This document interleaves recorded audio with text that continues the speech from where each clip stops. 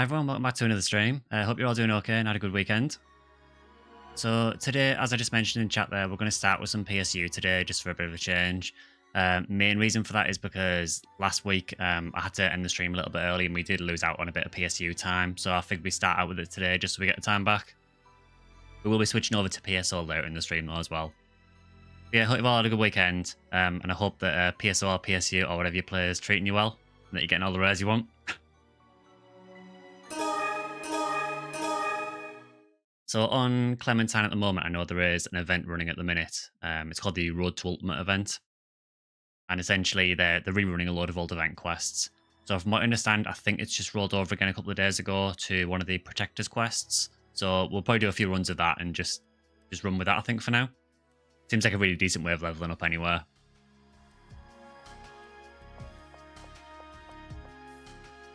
You found 10 Heaven Punishers over the week, all 50 hit. Was that on the sandbox serve by any chance?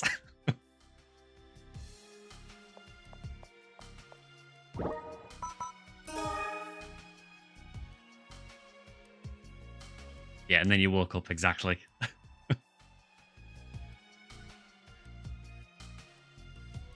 The good news is that Clementine actually decided to load in the correct resolution today, which is nice. So as far as I understand, I think it's just like an event quest that we're doing. I think you started from here as far as I know. So I think we can just do a few runs of this to get going with PSU. Is anyone actually familiar with this event quest that's on? Because I'm not familiar with any of the event quests at all.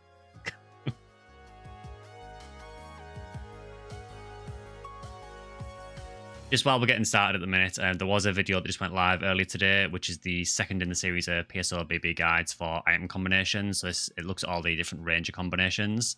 I forgot how many there was. So there will be another video going live next week, which will be the force weapons, and then probably one more after that for all of the different defensive options as well. Yeah, I'm not sure, Draken. If anyone in chat is on Clementine, feel free to drop by. We're just on the Guardians Colony 5th floor. Hi, Cups. Yeah, I thought we'd start with some PSU today.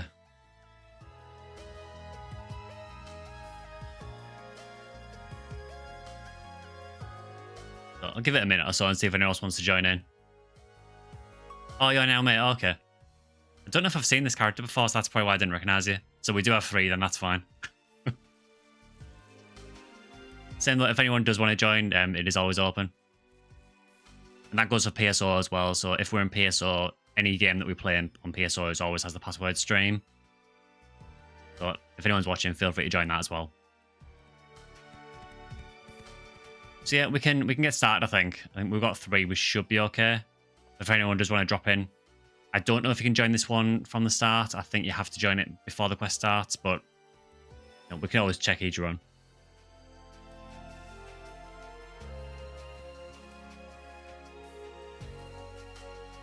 Yeah, and if anyone's on PSO, Minsk's over there on PSO, so feel free to join in for some more runs. Cheers, Draken.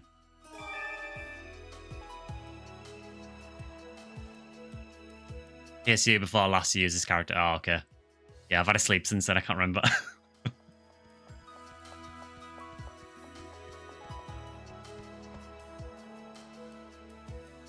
Seems fairly busy on Clementine today, actually.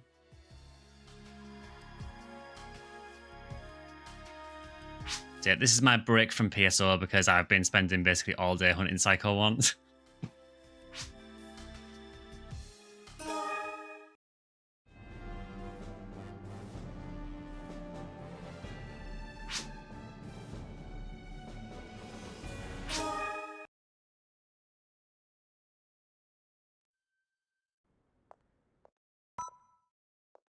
Welcome to Little Wing. Yeah, this is a nice memory. I love PSP 2. It's such a good game. It is quite weird that there is no music. Does this start music?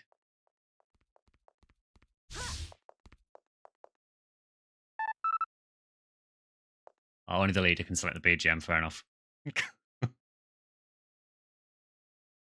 Yeah, Red Scorpio for the absolute win. That's one weapon I don't actually have on PSO.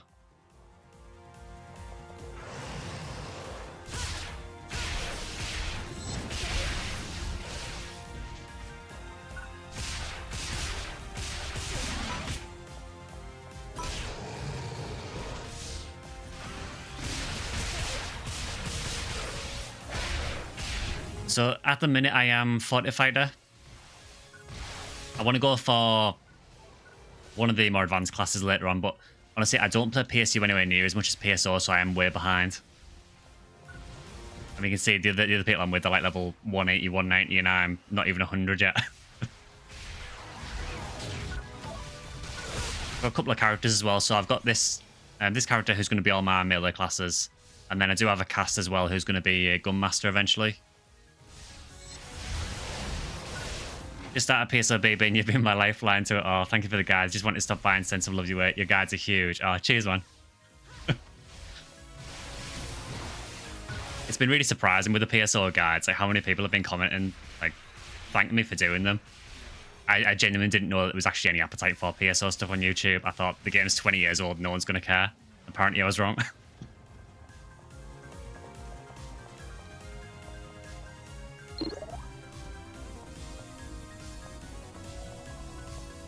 Okay, so we've got multiple options for stages.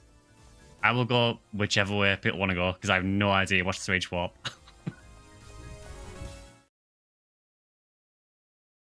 Fortified Fighter is pretty good. For some time, it's one of the best in the server. When I used to play years ago on the old Sega servers, I used to use a Beast Fortified Fighter. I just seem to remember spamming axes on that character, though. I don't have any good axes yet.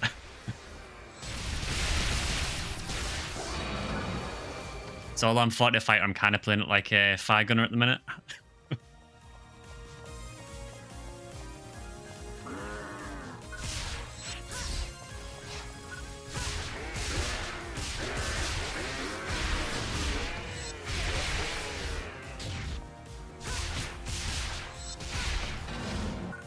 Okay, so these fences do hurt me. I thought they must do.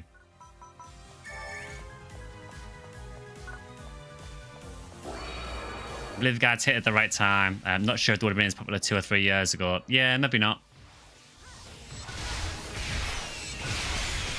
It might be decent timing as well, because obviously we are coming up to the 25th anniversary of PSO as well, so maybe that more people will come in at that point, particularly if we do get any remake or remaster. That is kind of copium, but I can hope.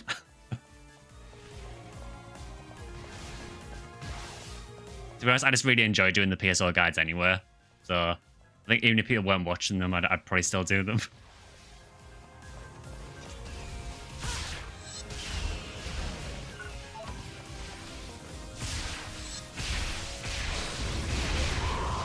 I think it probably helps as well at the moment that NGS is in quite a funny place at the minute where a lot of people aren't really enjoying it.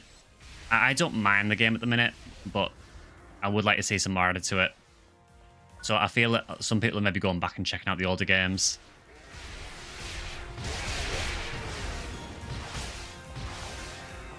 Also help us know the guides like mine. Yeah, I mean, I know there are a few other PSO YouTubers out there. And I know some of them have done similar guides. Please feel free to go and check them out as well, because, you know, you don't have to watch me.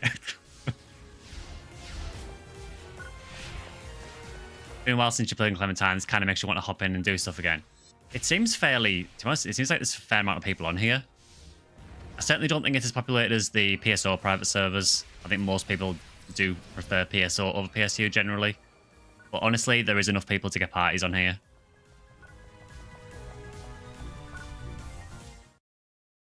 How's the game going? Yeah, it just started, so it's going not too bad so far. We're just running an event quest that they've got running at the moment. Just trying to get some levels on my beast.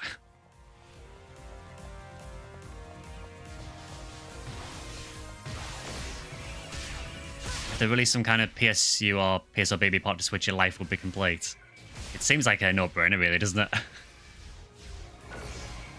I mean, I guess, yeah, you can run PSO BB on a Steam Deck, but not everyone has a Steam Deck. Alright, Megad. Okay. I'll have to dodge that.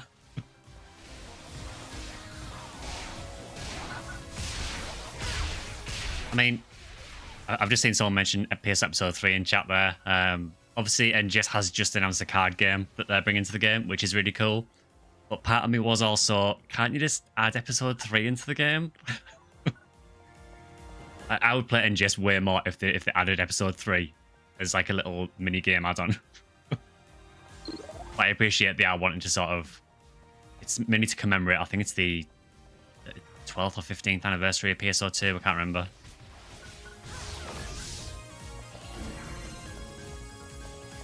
I found them just as we were starting to play PSO again. Just browse YouTube on the off chance and found them. Thank the algorithm.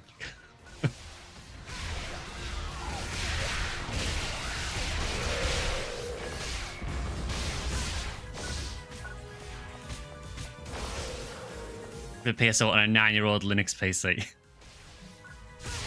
I would say that PSO would run on a toaster, but I know that's not true because I do remember, particularly back in the day, that a lot of people actually had trouble running it. Particularly in central control area. The fog in central control was absolutely notorious for lagging people.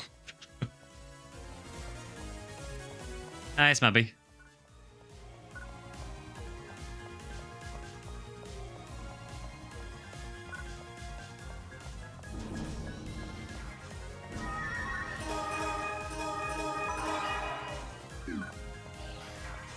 I like that it's 5 Mazetta to recharge my weapon. It may as well be free at that point.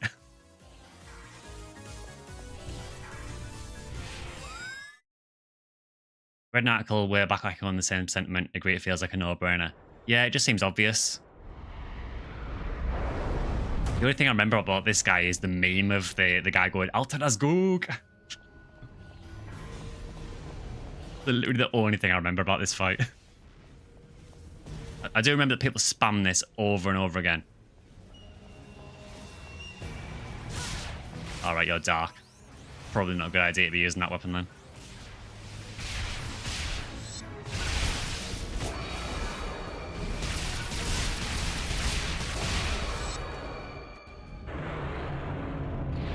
Well, that was over quickly. Considering getting into Clementine on Steam is actually too late to the party. I haven't seen how Clementine runs on Steam Deck, to be honest. Maybe someone in chat can fill you in on that. I haven't tried it personally on a Steam Deck. Maybe because I don't have a Steam Deck. But if you can get it working on Steam Deck and it works okay, then it does seem to have a decent population. It's probably still fine playing.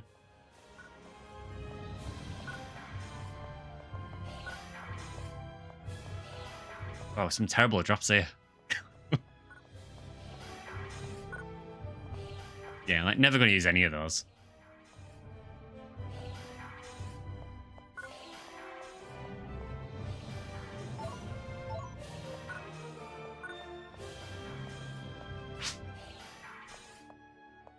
Needs a high difficulties. Yeah, I'm too much of a noob. I'm too low level.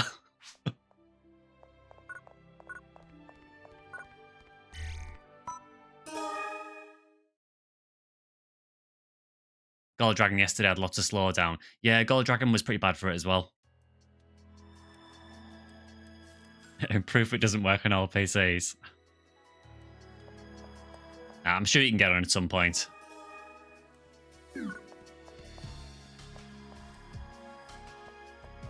Yeah, I will agree with what Cups is saying there. If you've played PSU before, Clementine might be a little bit odd at first, just because there are quite a few changes from the retail version. It's still really fun, it's just that it does play a little bit differently to original PSU.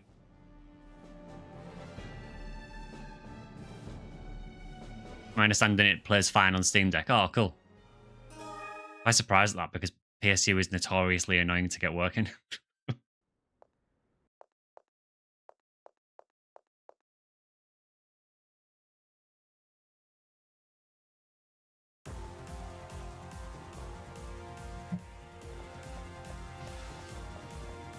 Been playing PSO BB, PSP2 Infinity, and PS Nova on Steam Deck. But you can get Infinity working on Steam Deck. Oh, that might tempt me to get Steam Deck now. The urge to play Infinity. Like, I've got Infinity on PSP, but obviously trying to play it on Steam, it's not nice. I can get my PSP to capture on OBS, but it looks absolutely horrific. I know I could emulate it, but it works online as well. Oh, that is really tempting now.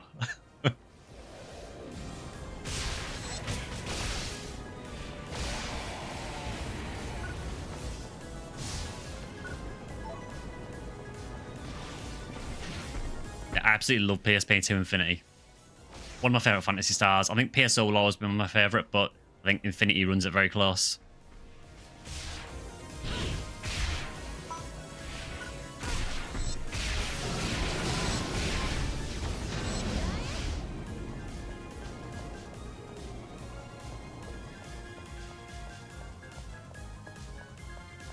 Jack upscales it at 8 ounce res, and a HD texture pack that came out a while back looks amazing. Oh, that's so tempting now. See what you've done now, you make me want to buy a Steam Deck now. Hi, it's a playable. You can pinpoint the moment Sky went from I don't need to I need a Steam Deck. Yeah, it's like the SpongeBob meme, like, I need it.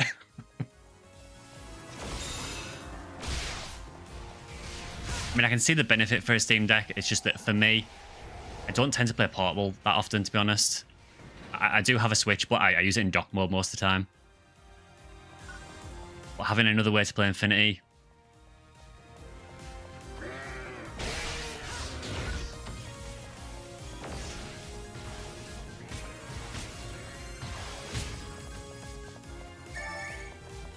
Play your deck docked most of the time. Oh, okay.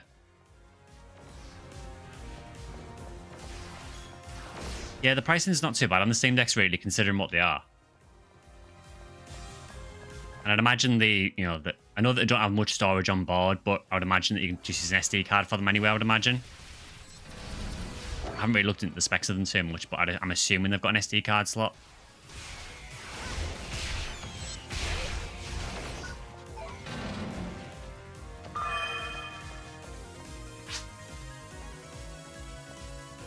Yeah, there's the OLED one now, isn't there? OLED's nice, but I mean, if I could get just a regular LCD one cheaper, I'd be fine with that, honestly. I'll have to look into it. See what you're making me do. I'm totally blaming you guys for this, by the way.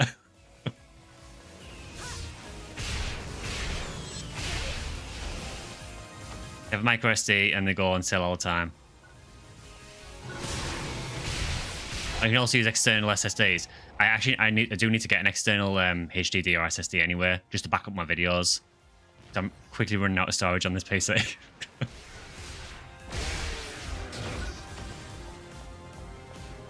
One of the perks of YouTube memberships, yeah, you too can fund Skyly's Steam Deck.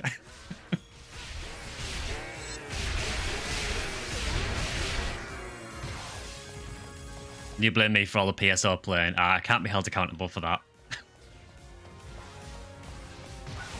You get into the PSO rabbit hole, it's your own fault.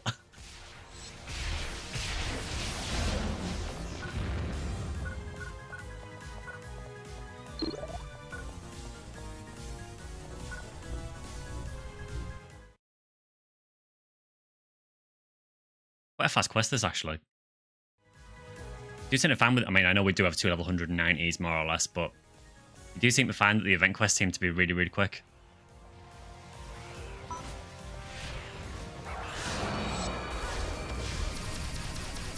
Thanks for the YouTube content, though. It's been getting through your work shifts. Good to hear. I really wish I had a job where I could look on YouTube while I'm at work. I could not get away with it.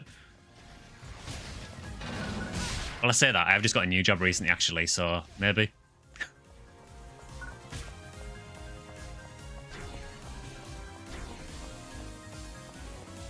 Yeah, I mean, I suppose it's the same as PSO, isn't it? I suppose a lot of the quests are very, very quick if you've got a high-level party that knows what they're doing. In this case, we have a high-level party. I just don't know what I'm doing. Unfortunately, I've forgotten a lot of things about PSU now because it's been so long since I played it. We tech data analyst, so there's downtime and it drags. Fair enough. Hi, Victor. Sky feeds our addiction to any fantasy style the content he makes. So I think you can partly to be to blame. I'm not being held accountable for this. You chose to watch the videos.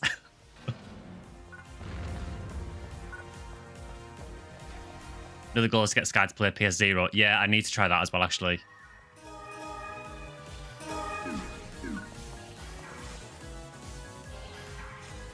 Hi, Godspeed.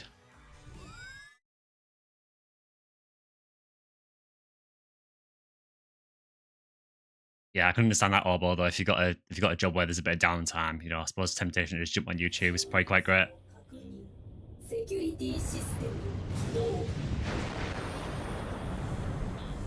I actually forgot about this boss in PSU.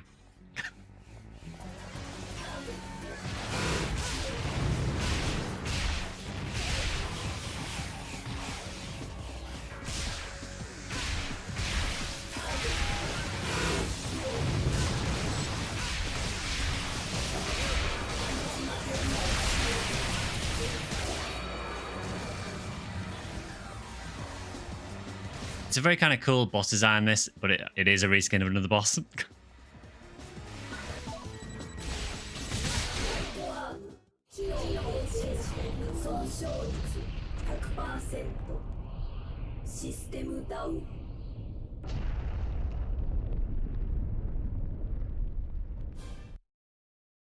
Finally got a V801 for your phone, you're so happy. Oh, cool, congrats on that. It makes a massive difference, honestly.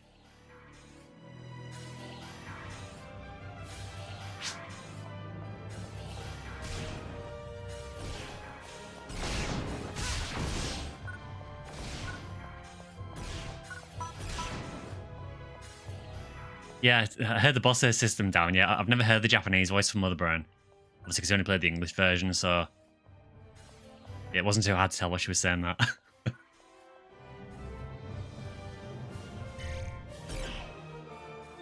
Yeah, I think I've probably fought it more in PSP2 Infinity as well.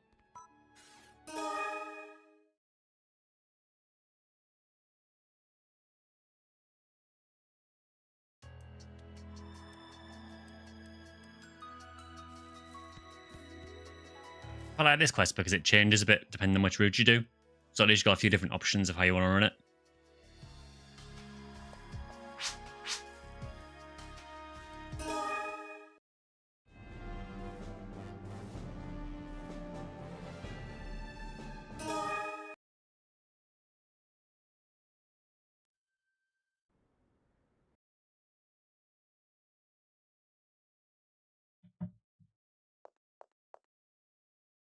I do always find it really weird with these quests how there's just no music at all when you start them. 3 routes and then 4 different boss options at the end. Oh, cool.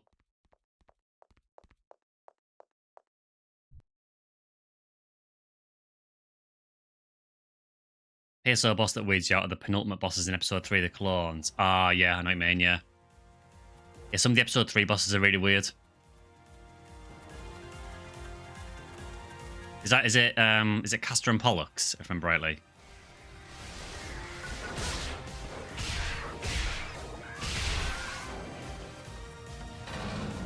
The PSU have a PC client or is it emulated? Yeah, it was on PC as well. So it was on back in the day. It was on PC, PS2, and Xbox 360, which is probably the weirdest spread of platforms you've ever seen.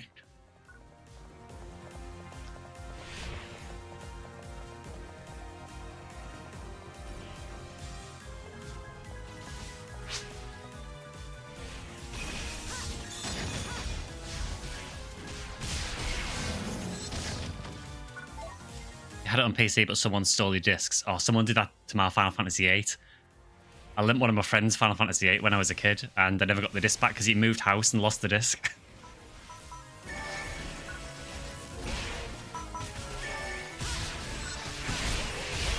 Yeah, so it was PC, PS2, and Xbox 360. So it used the PS2 hard drive adapter. I don't think the PS2 was exactly the optimal experience for it, but it was an option. I just played on PC personally. I did know someone who played on PS2. I did have the hard drive adapter for my PS2 though. It never really got used at all. I think the only game I ever used it for was Twisted Metal Black, which I think came with the adapter. It's a total waste of money.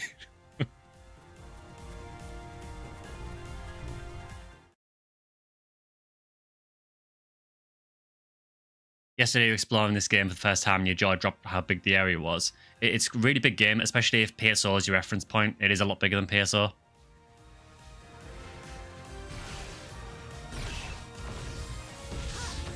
Yeah, FF11 was on PS2 as well, wasn't it?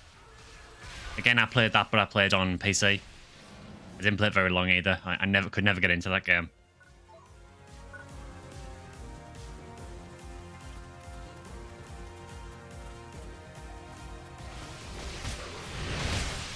This area reminds you of the beach level with the killer whale in Sonic Adventures. It wouldn't surprise me if they just sort of took inspiration from a lot of the Sonic games, to be honest. That was quite a nasty trap. It trapped me and then there was several traps in it, and it's next to another ground trap as well. Seems a bit overkill, honestly.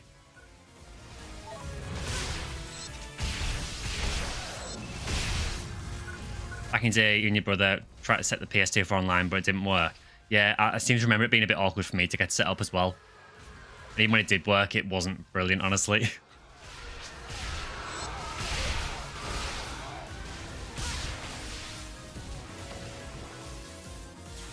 Sunday confession, you've never played a single FF game? That surprised me, actually. I thought most people would have played at least one of them.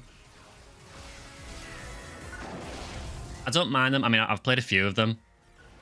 They are quite a mixed bag for me, honestly. There's some I really love, and there's some I just can't get away with.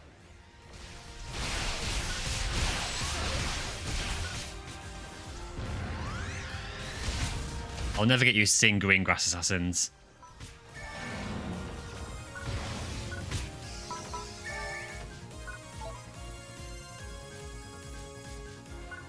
There's a huge dedicated private server with a lot of people. I think about trying it when you want to take a break from PSO. Oh, cool. It doesn't surprise me it gets a lot of support, to be honest. It's probably the same kind of thing as PSO. When you've got an online game that had a big community, if it goes down, there's going to be a private server pop up for it.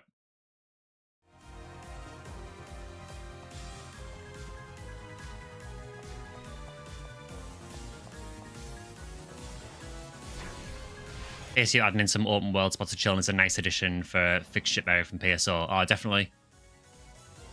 I like that they hid things in some of the areas as well in PSU, so there was like hidden dressing rooms in some of the areas, so you could like change clothes and stuff as well. It was really cool.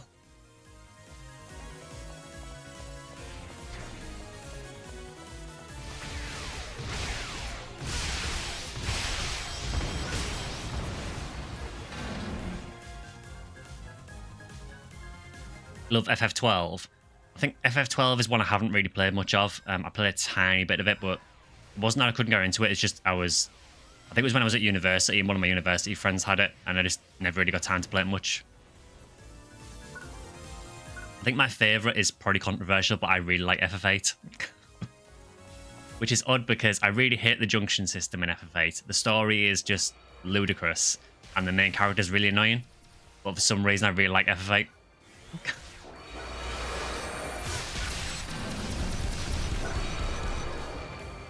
Being an FF8 fan is absolute suffering, though. Because while FF7 gets full remakes and everything, all FF8 gets is a half-assed remaster that had no effort whatsoever put into it.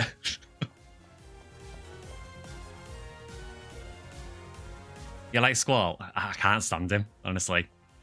I think it's, I think for a lot of the game, Squall's dialogue mostly consists of whatever. Or ... That's about it. I like Quistis. I think I'm more of a selfie man myself. I love selfie.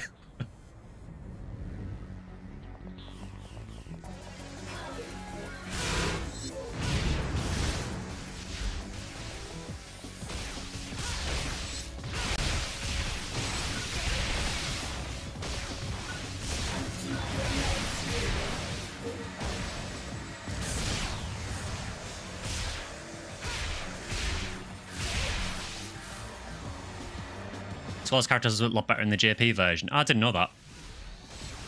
I've only ever played the Western version, so I can only go on the whatever Squall that we got.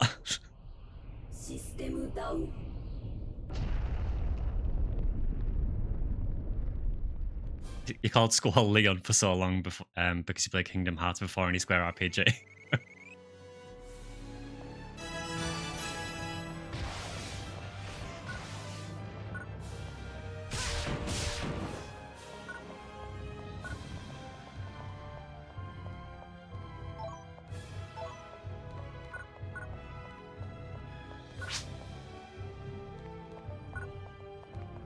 Yeah, we can knock the difficulty up. I'll probably get absolutely ruined, but I'm for it.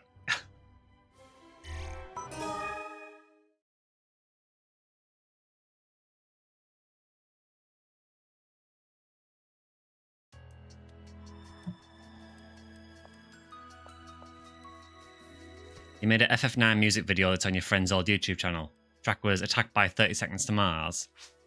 I remember 30 Seconds to Mars. I remember when they were on all of the music channels all the time.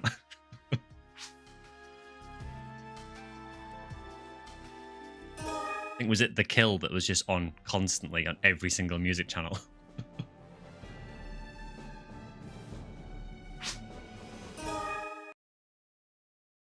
Re-downloaded PSU. Time to get back in the PSU hole. Welcome back.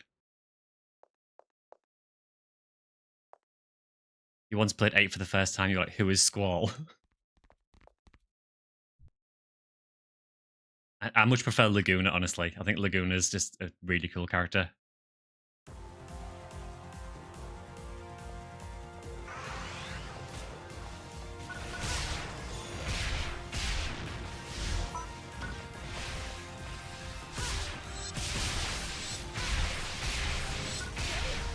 Also, Laguna, you know, when you play as Laguna, you get the best battle theme as well. You know, Man with the Machine Gun's an absolute banger.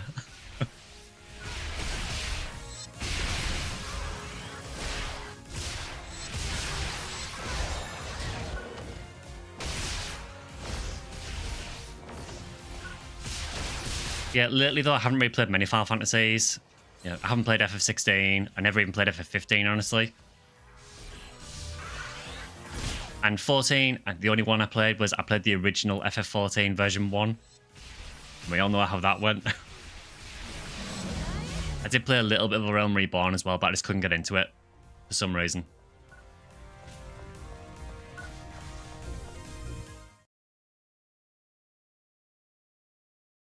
Doesn't FF have one of the rarest weapon drops of any game? Something like Excalibur that you find from a fishing game.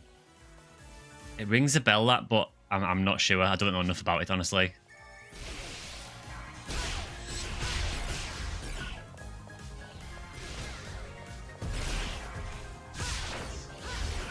Just realised these enemies are level 145, so if I get hit, I'm probably getting owned.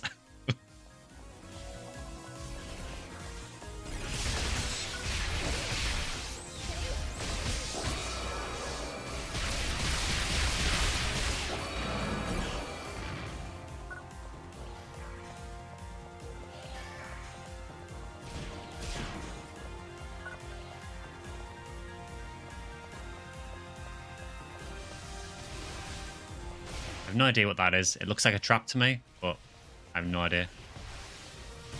Oh, yeah, that would explain that then.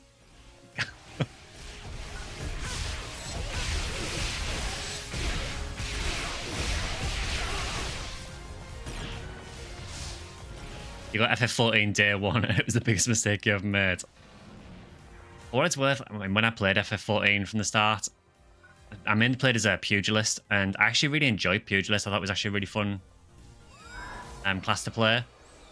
But there was no doubt there was a lot of problems with that game.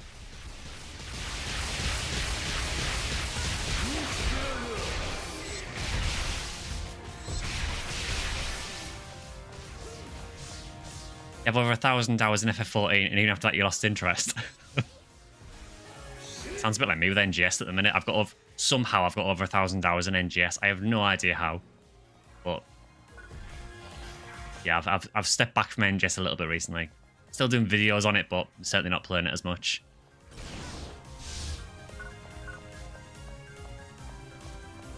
Couldn't play the game for a full week because of the servers.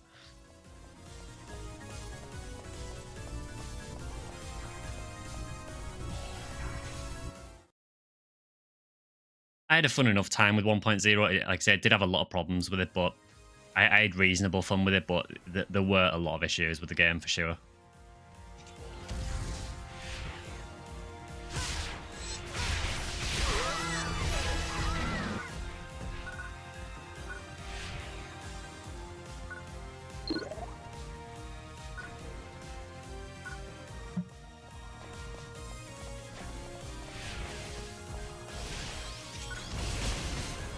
I have like 3,000 hours in FF14.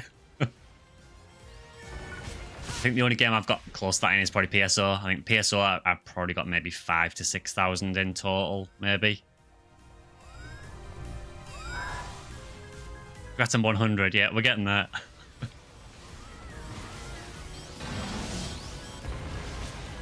I'm basic getting carried. I'm not against it. Main gripe with NGS when you tried it is enemy models. The dolls are just such a flat, boring enemy compared to the early games. Yeah, I can see that. I mean, the stylists have changed it a little bit, but a lot of the stylists are essentially reskins of the dolls that just look a little bit different.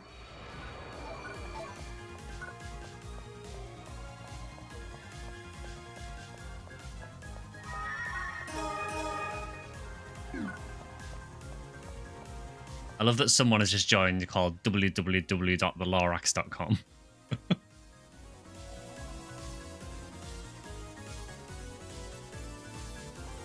There's a rumor floating around that Sega might remaster PSO. Yeah, it's been going around a bit. Now, the guy who is sending that rumor around has a very sketchy track record, so take it with a pinch of salt. For me, I've mentioned this before, but I think if they are going to remaster PSO, I would think maybe for the 25th anniversary.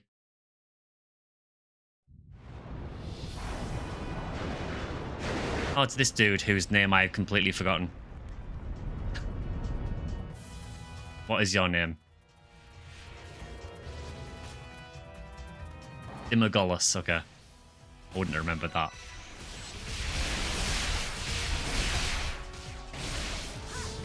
Yeah, I've seen that PSO remake in Unreal Engine. It looks really cool from what they've done so far. I think there's a few VR chat maps that people have made as well of the PSO maps. I need to probably check those out at some point, maybe do a video on them. Yeah, it's a bit what hasn't been remade with Unreal Engine. Yeah, you're not wrong. Oh, why do the boss themes go so hard in PSU? They're so good.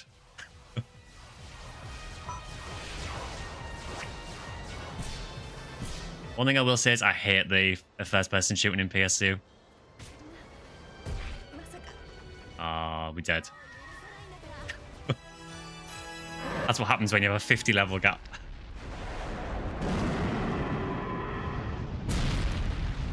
I do like how he just has a temper tantrum when he dies.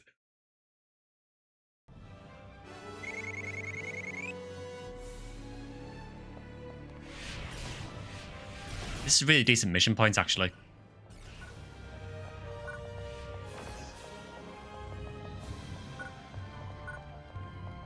Yeah, I don't know if they'll remaster PSO at the moment because obviously I think NGS players would probably drop it and go to PSO.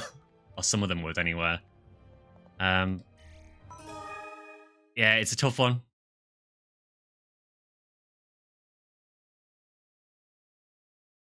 No, the first person is in PSU. It's quite janky to use. You know that the reticle is quite slow, and obviously you can't move your character while you're doing it as well. So it is awkward to use, but it is there.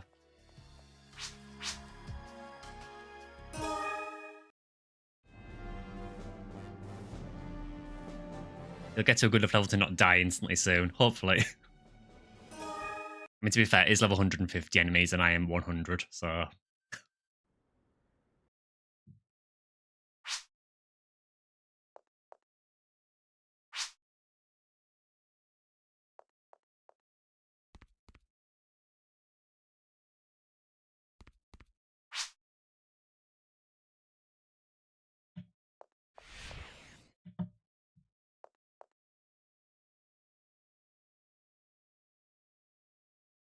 Say it cares about NGS, because it's likely easier to sell scratch tickets there. Yeah, you're not wrong.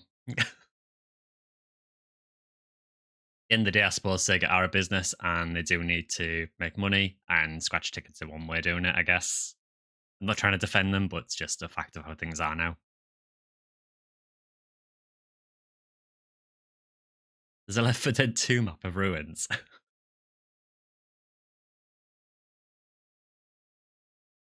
I'll have to look at that.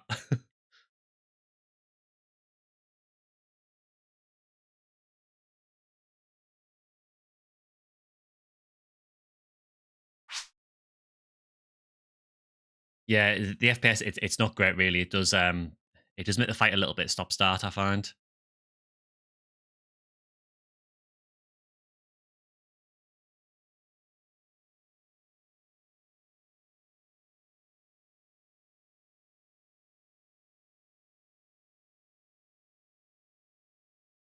So I think we're just waiting for one more person to join.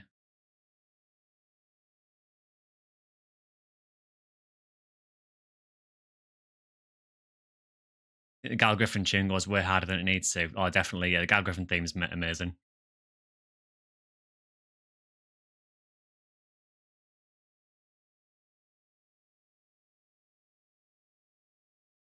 Yeah, I think they might do something for the PSO 25th anniversary. I'm just not sure what exactly. I mean, at worst, it would just be an NGS collab, I guess. But, I would love them to remaster it. But at the same time, I also want the private servers to keep going. So I don't feel those two things can coexist. I'm a 40 fighter at the minute, Victor. Although I am playing it more like a fire gunner because I don't have any decent fight weapons.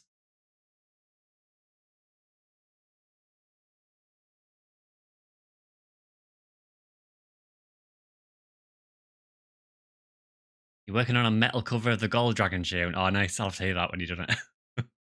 I love metal and I love the Gold Dragon, so...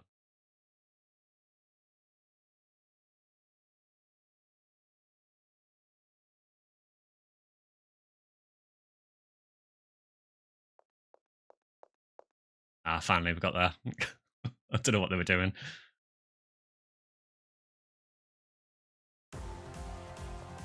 There isn't a music problem there, by the way. There is literally no music on that part.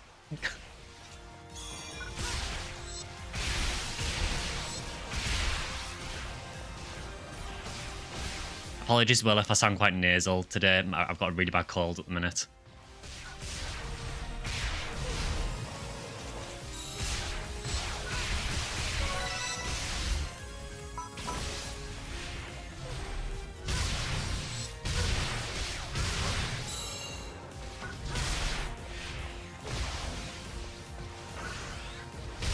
Yeah, if you're on PSO, Doomlord, I think Minsk is just hanging around on there, so feel free to join him. We will be switching over to PSO a bit later as well. So if you want your fix of Ragdoll, we'll be going back there soon, don't worry. Yeah, I got the spin tail disc. Oh, the pizza cutter. Well, I didn't know you could get knocked through the fences. That's interesting.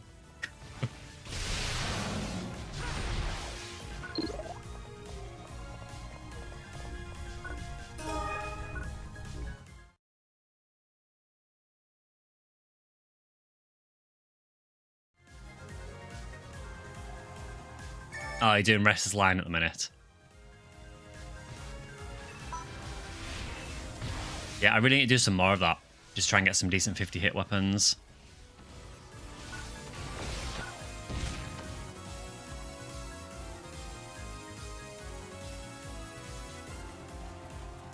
FFTA weapon. It does look a bit like a pizza cutter.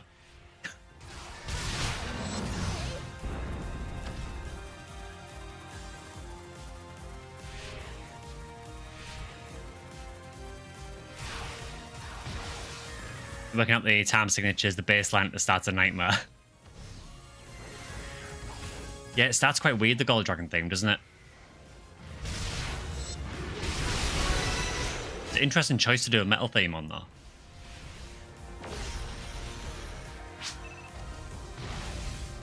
I feel like the Gal Griffin theme would translate really well to metal as well.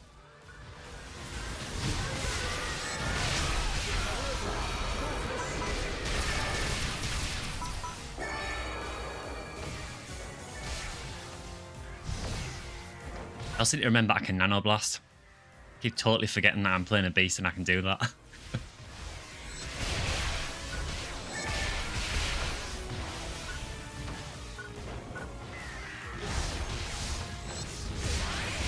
Only problem you have on NGS is that a free-to-play player can't sell gear on the market. Yeah, I mean, you can get the 3-day tickets occasionally, but I understand what you mean, yeah.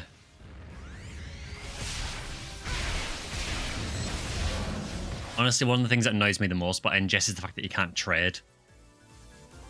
It just seems like such a fundamental thing to the game that you just can't do. And I'm guessing the reason for it is to make you buy premium so that you can use the player shops to sell stuff to other players. But it would be nice to be able to actually trade things directly to other players as well.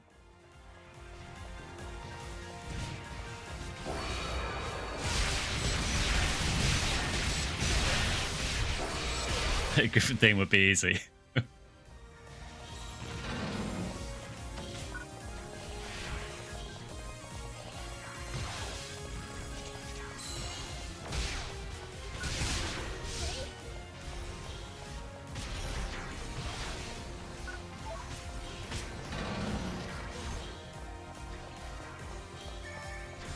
Yeah, trading was premium only. Yeah. Yeah, I remember that at least you could trade in base though. I think wasn't it quite limited what you could trade as well? Like you could only trade up to certain rarity weapons and so on.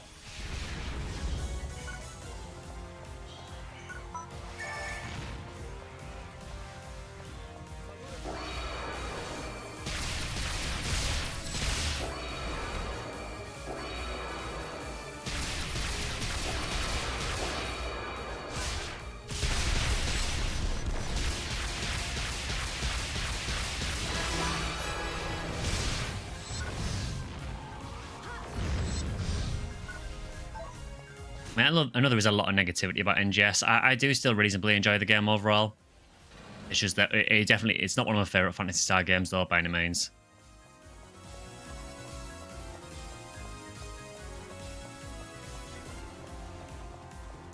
You can drop weapons. I don't think so. I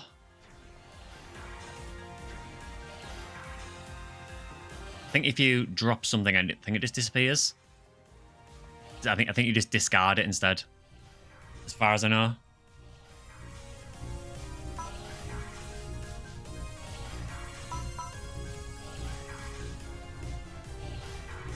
I was wondering why we couldn't teleport there, but someone else just joined, that's why. No, I don't think you can do drop trading.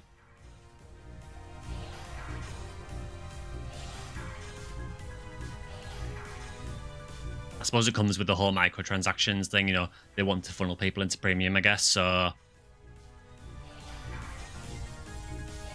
I'm not a fan of it, but I get why they do it, I guess, because they want to make money that way now instead. Whereas obviously with PSO and PSU, they were making money through your subscriptions.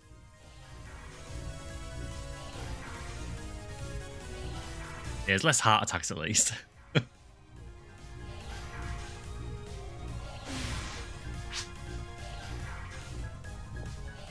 Why is this portal not triggering?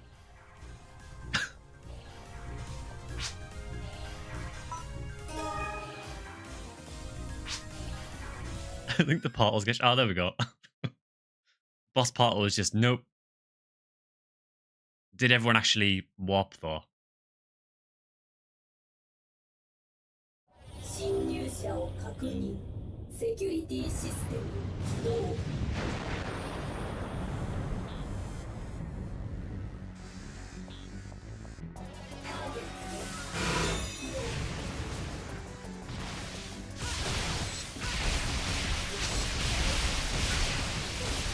Oh no, it didn't work for one person. And then I'll blast it, even though it'll probably be done by the time I'm finished.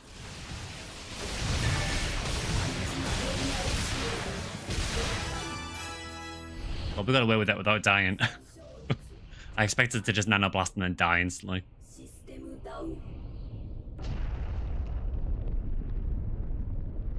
PSU bosses don't normally die this fast, it's just that we do have some people that are massively overleveled.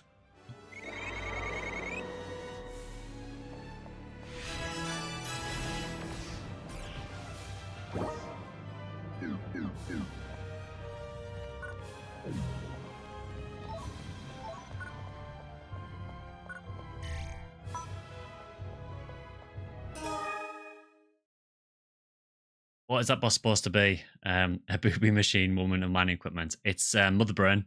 So, as far as I know, and people who know more about Phantasy Star can correct me on this, I believe Mother Brain is a callback to the classic games, I believe. Please let me know if I'm wrong. I believe it's from one of the older Phantasy Stars.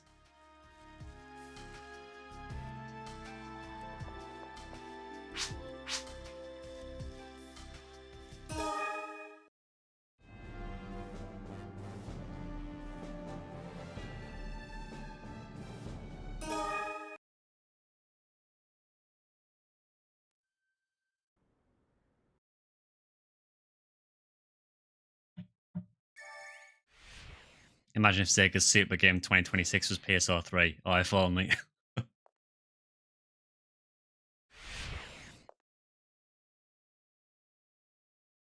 If it's Card Revolution, you'll be happy.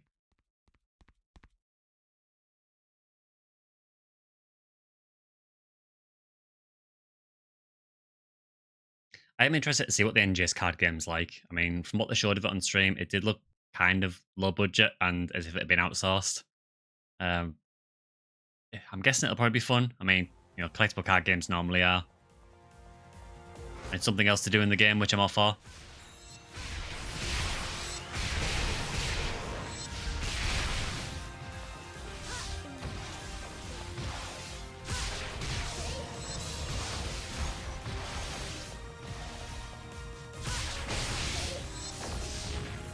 It is nice playing PSU for a bit because, yeah, playing PSO earlier was just suffering. Started to make the regrettable decision to hunt a Psycho wand on my purple num, which involves a 1 in 205 drop from a rare enemy.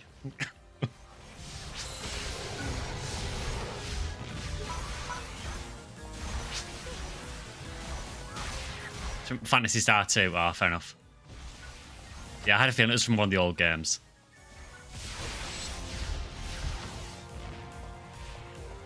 Is level 15 the highest you can get as a rare mark? Yes, it is, yeah. You will also have some restrictions on certain techs as well.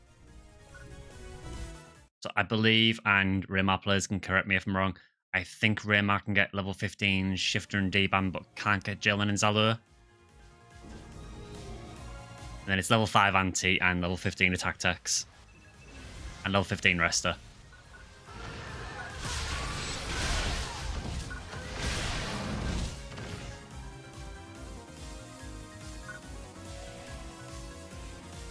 So the PSO2 card game, basically, it's all characters from PSO2.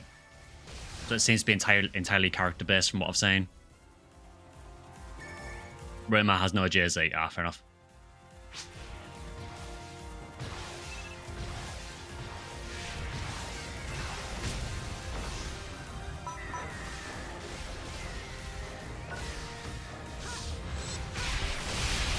Yeah, because I think Humar's the other way around, isn't it? Where Humar has Jelen and Zalur, but doesn't have Shifter and D-Band.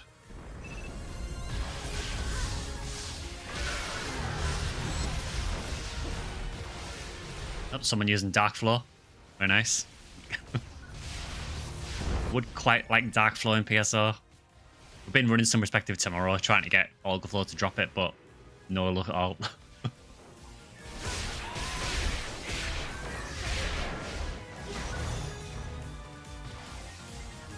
Maybe we can do a respective tomorrow run when we switch to PSO. I would like to run some episode 2. I realised the PSO segments have been very episode 4 heavy.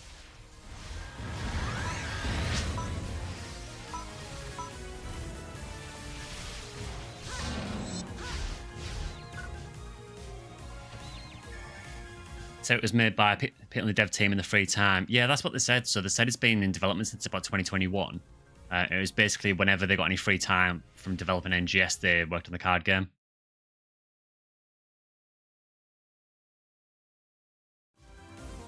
They built a dual NGS NPCs with the card game. Yes, I know the screenshots that they showed, it did seem to suggest that you could battle NPCs.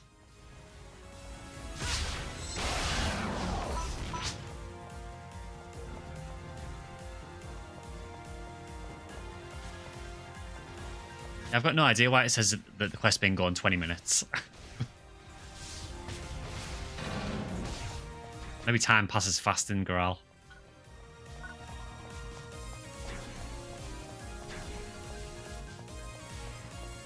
Yeah, it means I actually saw someone find a Psycho wand earlier while I was hunting it.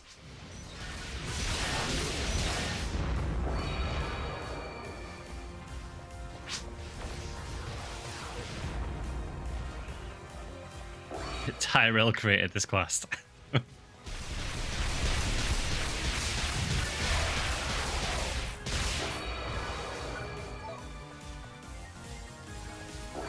Yeah, it wasn't really nice seeing a banner for someone finding Psycho 1 from Millilith while I'm hunting Milliliths.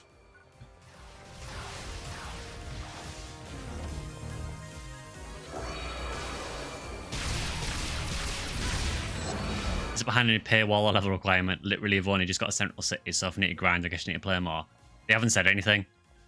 It does sound like it's just another side game mode, so no idea at the minute. They haven't really talked much about it, to be honest. They literally just announced it at the last headline. It would not surprise me if there is some restriction to it, some completely arbitrary restriction, but hopefully not.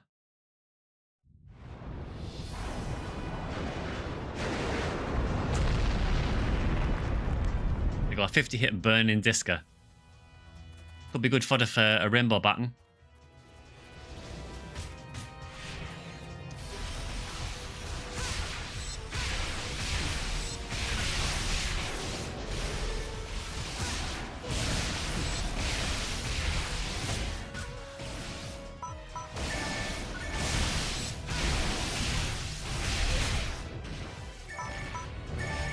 Hit this guy like clips you with his heels when he jumps up in the air. Yeah, you could use it to make a rainbow baton potentially.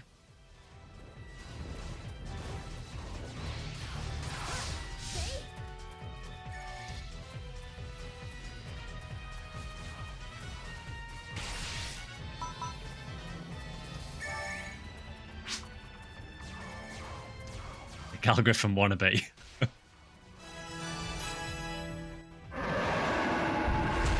Oh, and have your temper tantrum again.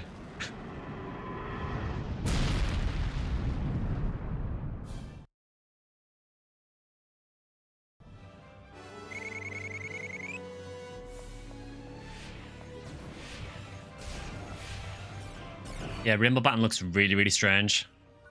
I honestly don't know if it's a good weapon. I mean, it seems fairly strong for a slicer. I know the special's kind of garbage on it, but it's probably worth using if you've got an Irritista. Downside is getting an Irritista. I'm sure it's a Red Rear exclusive drop, I think, from Hildertorn. It's like 1 in 21. Although it is Rare Enemy Week, so, you know, if you want Red Rear games making, let me know.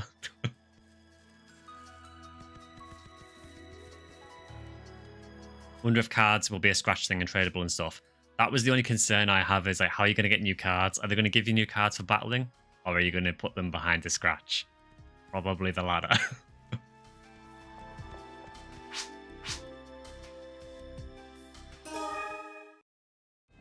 You have a Moolah. Almost. Moolah's still really useful. If you've got a Force, you can make a Summit Moon from it, which is a really, really good cane, particularly for Fornuel. You can also use it to make, I believe you can make an Aura Field from it as well, but it's like a minimum stat one.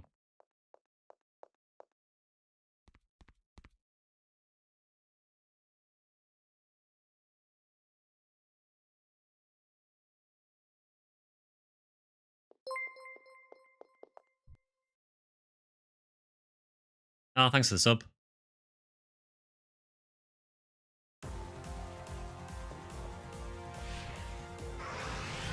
You have level 1 4-mal.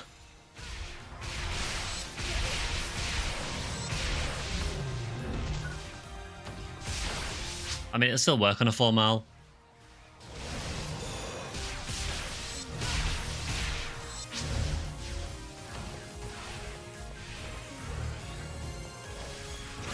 She got a full party.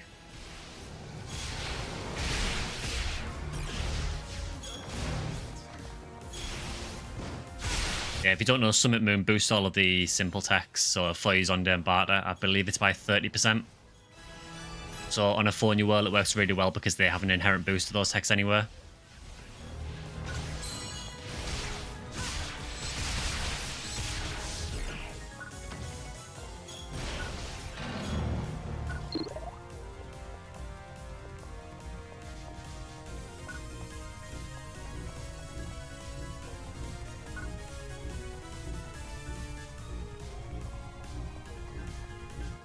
Imagine Ep 1 and 2 with a 6-man team. To be fair, a lot of the stuff already dissolves with 4 people if you're well geared enough.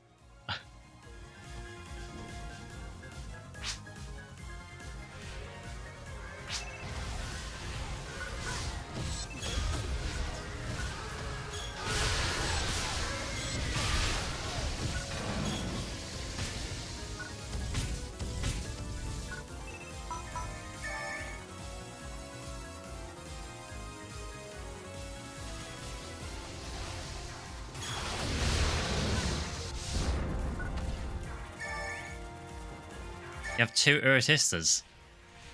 Do you even have a Red Rear?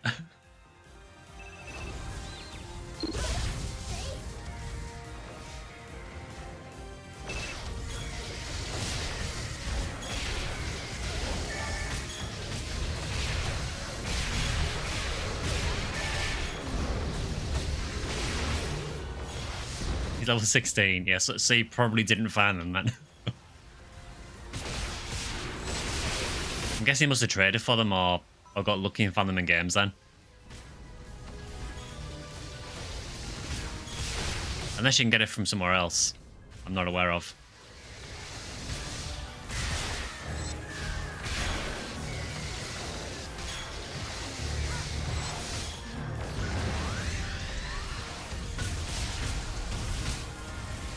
Never traded. Oh, you got them back in the day. Oh, cool. That's pretty good luck then if you got 2 of them. Because they're, like I said, they're a 1 in 21 drop from a rare enemy.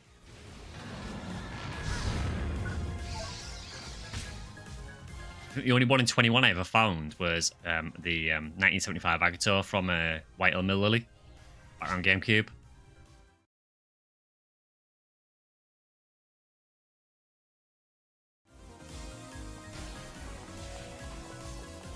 Oh, it was available as a Christmas present as well. So maybe got through that then.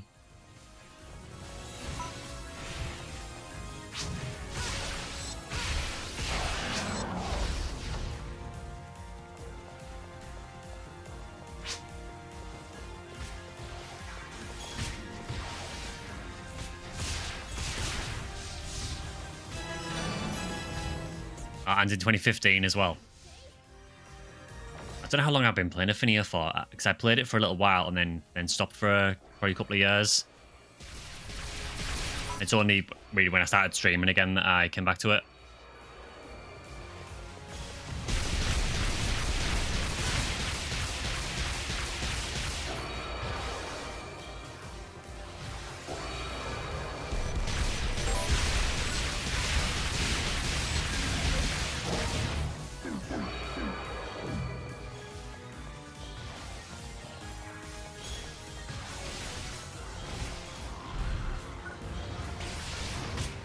Hilda is one enemy I never have any luck with.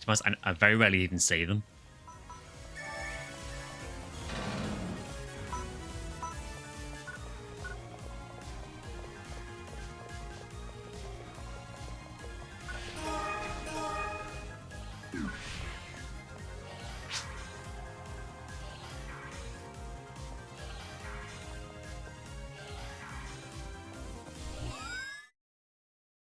At least the portal worked okay this time.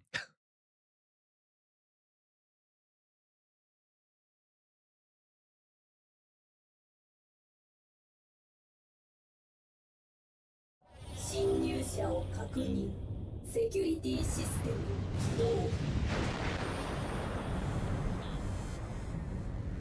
the Devil Tail Mag's really awkward to get. It seems just unnecessarily unreasonable, really. But yeah, we're going to need you to get this seasonal item twice.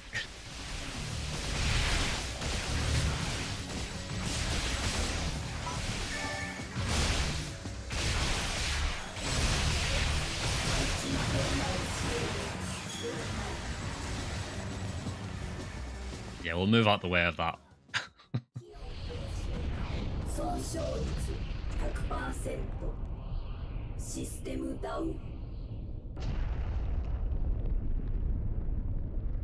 People loving the system down.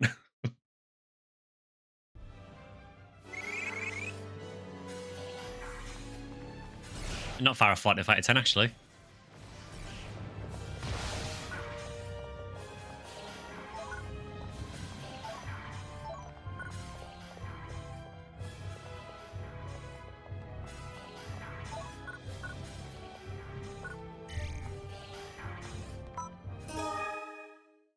What if they remove PSO and PSU, but put them into the NGS, make them connected, similar to PSO2 and NGS being connected?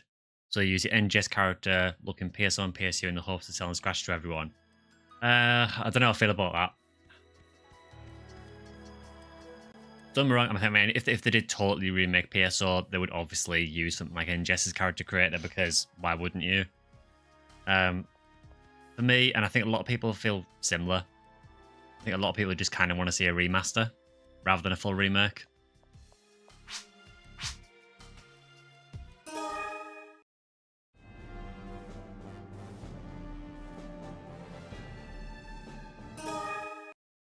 I'm really surprised actually that they haven't added more PSO stuff to NGS.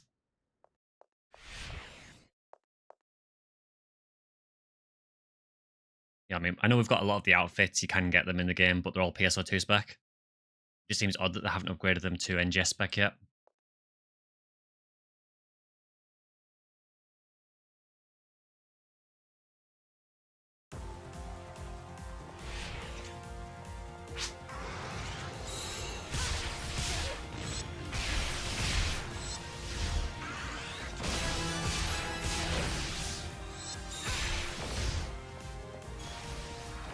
You found the character creator in NGS needlessly annoying, but you are a little simple. It is a very in-depth creator, to be fair. I struggled with it for a while, particularly getting the faces to look right. It's very easy to make an absolute monstrosity in NGS, which a lot of people have gone with. Believe me, there are some monstrosities in NGS.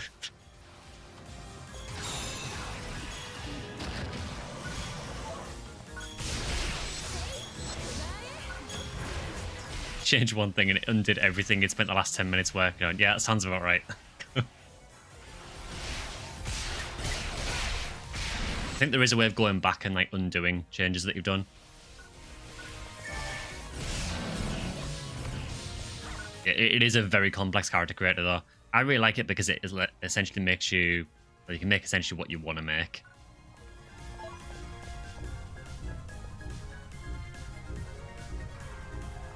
I mean, you always see people making cosplays basically of characters from other games in NGS, and a lot of them look really convincing. There's a person I see quite often on Ship 2 who quite often cosplays characters from Guilty Gear. So I've seen them cosplay Eno from Guilty Gear and Jacko as well. And both of them look really, really good. I love seeing creativity like that, you know, when people can actually make something like that and make it look convincing as well.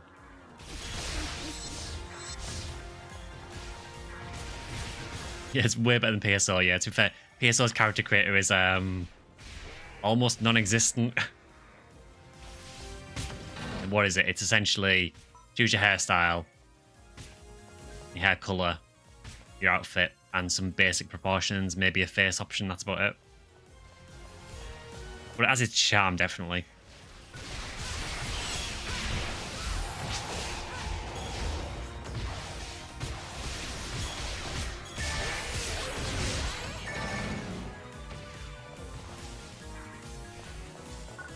Back in the day, it was quite robust. It probably was, to be honest. It was probably one of the more advanced ones for the time.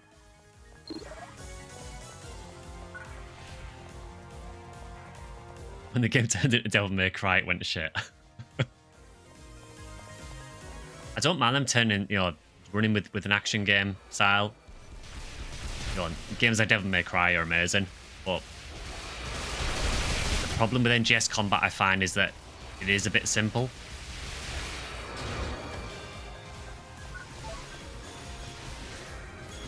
It's an odd one with NGS, so I feel, for me, the combat in PSO2 was a bit too overly complicated for no reason. There were a lot of fought arts in the game, a lot of techniques in the game, and honestly, a lot of them just weren't used because they were just outclassed by others. In NGS, I kind of feel like we've gone slightly more towards the other direction, where it does feel a bit oversimplified.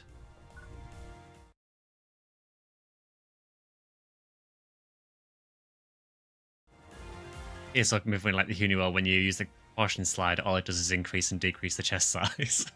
It was a different time. I mean, to be fair, when you look at Hunio, when you look at the outfit options for that class, you can see what they were going with.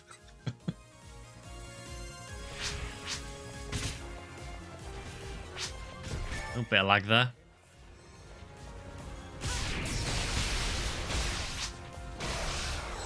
Yeah, I know Deployable messaged me about getting some lag in PSU recently.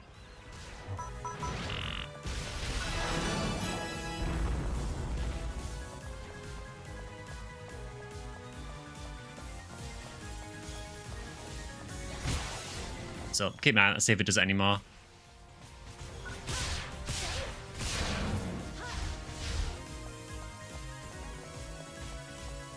I remember seeing gameplay of PSO 2 years ago before it came out in NAEU and thought the gameplay was insane.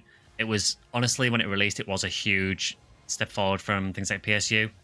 It definitely got a lot more complicated, and there's a lot of nuance to it, you know. you could get things, you know, that there was PAs where you could combo into other PAs and juggle enemies, which was something you could never particularly do well.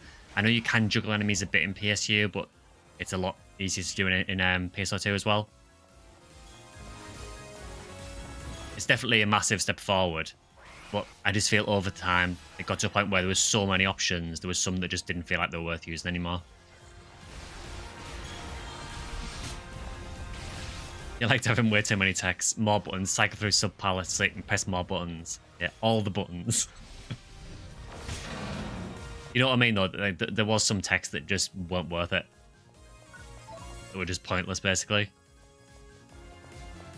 Where in NGS, it is very oversimplified now. You know, we essentially have, what, 2 different versions of each tech.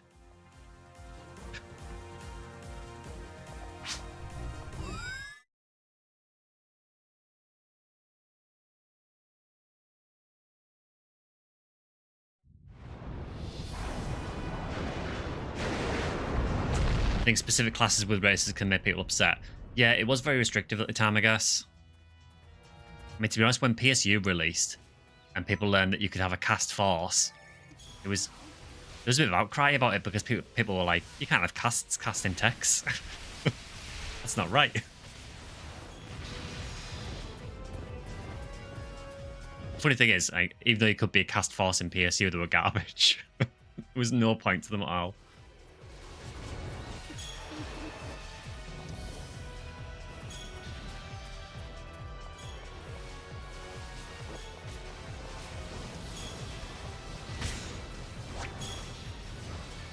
I really need to change the controls on the first person for this. It's inverted at the minute and it's throwing me off every time.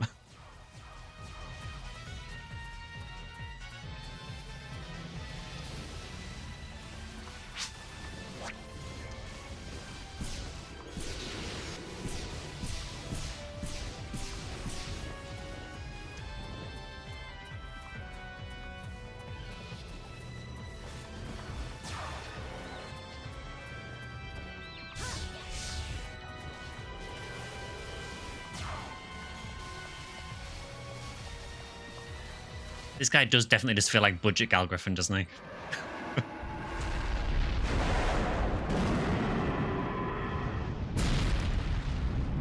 Distinctly remember being really salty fan on PSO2 was only in Japan. Then when it released in the EU, you got it day 1, couldn't get into it. It felt like your saltiness was misplaced. Yeah, I mean, it is definitely a very different game to the ones that came before it.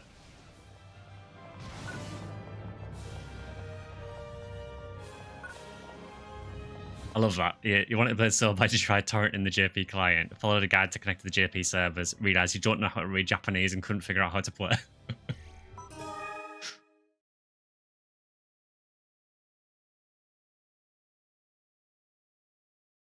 To be fair, I will say that playing Japanese PSO2 and to an extent PSP2 Infinity as well, that did help me learn Japanese a little bit. Because honestly, it's actually quite easy, a lot of it. I mean, things like the story will be quite difficult to understand, but things like item names and so on, a lot of that is just in katakana. And katakana is actually really easy to learn. You could probably learn katakana and hiragana within a week or 2. It's really not that hard. It's all just based on sounds.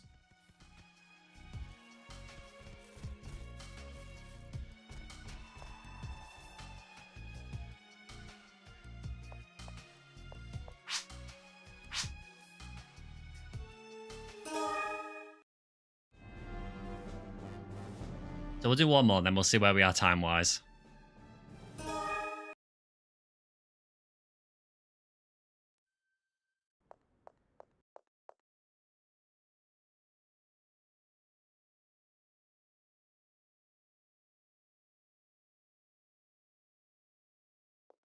You really want to learn Japanese, not because of video games. A massive Japanese rock fan, you love to understand them.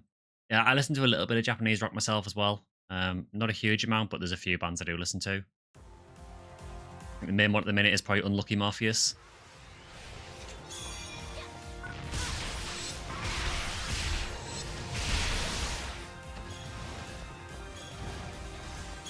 So Minsk's on PSO in the lobby if anyone wants to join them over there. We'll probably be switching over to PSO fairly soon as well.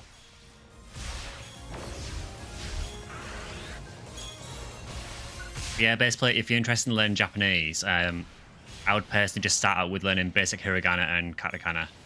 That will get you by in a lot of things. I know there are obviously apps you can use as well. I mean, I've used Duolingo personally as one of the things I use. I wouldn't recommend it as the only thing that you use, but for learning things like basic grammar, it's fine. Me personally, I did about 6 months or so of night classes.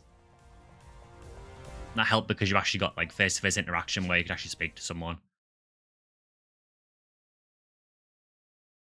The Gazette are incredible. I have to check them out. I've heard of Light on Seal. I haven't really heard much of the music, but I should probably listen to them a bit.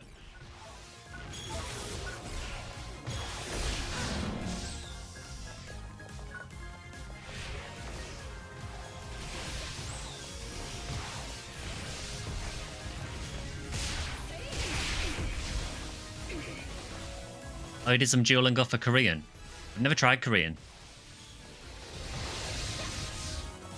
Yeah, I think Duolingo, I know it gets a lot of bad rep for being... I don't know, it just seems to get like a lot of bad reviews for some reason, but for me, I think it's decent for learning like your basic grammar, but I wouldn't rely on it as your only resource. And I will say I have noticed a couple of mistakes as I've been going through it as well. But generally, I think it's pretty decent.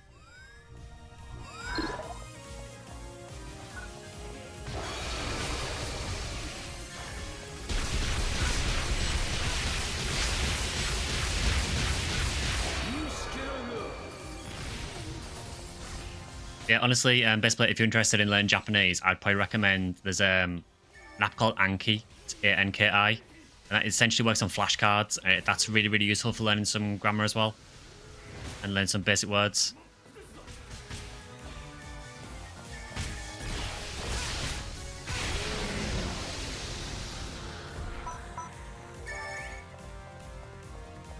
Yeah, kanji recognition is definitely the big one. I'm starting to learn kanji at the minute. I'm at the point where I can recognize some kanji. I think writing them would be a lot more difficult because I honestly can't remember how to write a lot of the symbols, but I'm at the point where I can recognize some kanji. Look up GTO opening, that's all you need.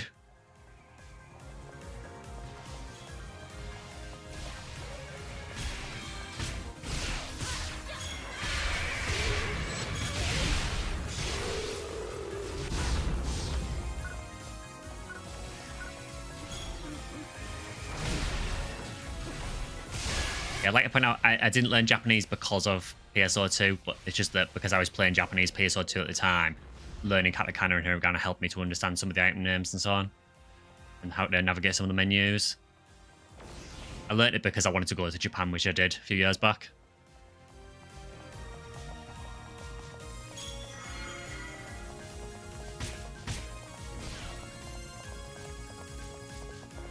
Oh, definitely, yeah, I agree. I think it's nice to be able to write it, you know, it's a nice skill to have, but I think ultimately just being able to read it and speak it is the main ones.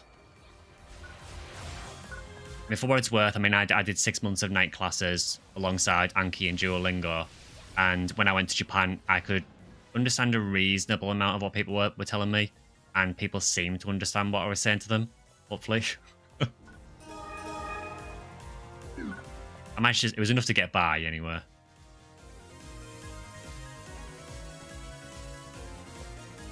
Did I get any retro games when I was in Japan?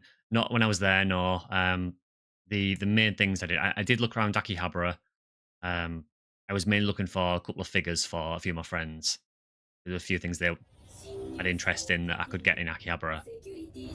I did have a look in some of the game shops, but when I was there, I wasn't really collecting many retro consoles at the time. I think if I do go back though, which I do want to at some point, I'm hoping to go back maybe at the end of next year if I can. Whether I can or not, I'm not sure yet. If I go back, I probably would look out for retro games then.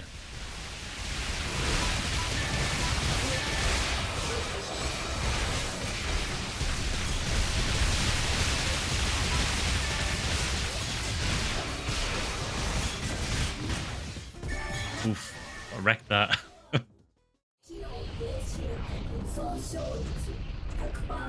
I'll have to check those out, base player. Can't say I've heard of any of those ones, but I'll have a check of them. Saw an article about locals complaining about tourists buying up all the retro games. There has been a bit of a weird thing in Japan lately where there has been a bit of a pushback against tourism, which is a bit odd.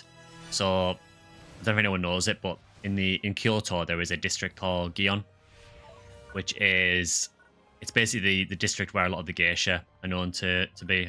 And what they've done is they've essentially closed off some of the district to tourists.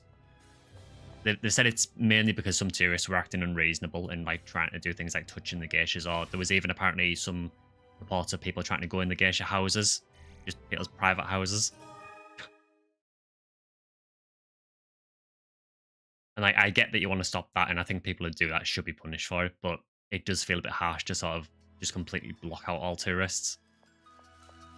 There's another one that was on the news today, which is there's a really common view of Mount Fuji. There's basically a convenience store that has Mount Fuji like perfectly framed behind it, and a lot of people use it to take photos. Apparently, they're going to put a huge barricade behind the convenience store to stop you seeing Mount Fuji, because people were actually climbing on the roof of the buildings to take photos.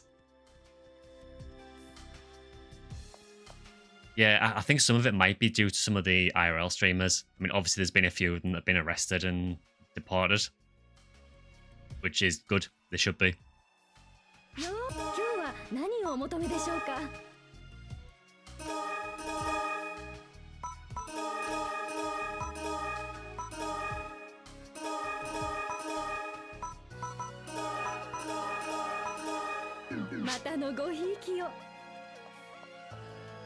I think we've got a few more minutes. Yeah, I think we could probably fit one more in, to be honest. We'll do one more and then we'll switch over to PSO.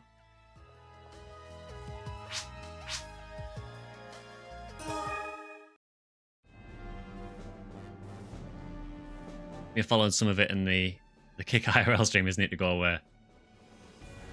There was one guy in particular, I think he was called Johnny Somali, and he was basically just being an absolute terror in Japan, and yeah, it was horrendous. He was like harassing people on trains, talking about Hiroshima and things like that, and it's just, you know, you don't do that.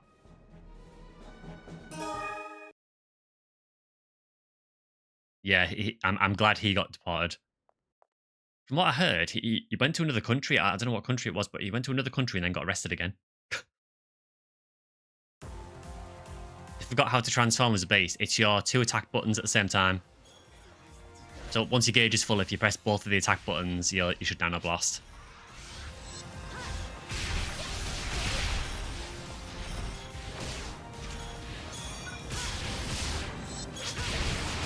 Yeah, I don't really want to see the clips because I don't really want to give the guy any exposure. I do agree that he deserves to be in jail, though.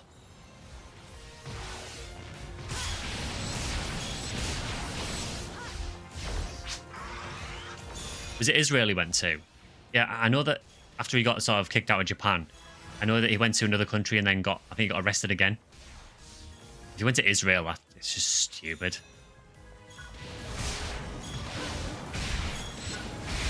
As an NGS player, what is the endgame for PSU and PSO like?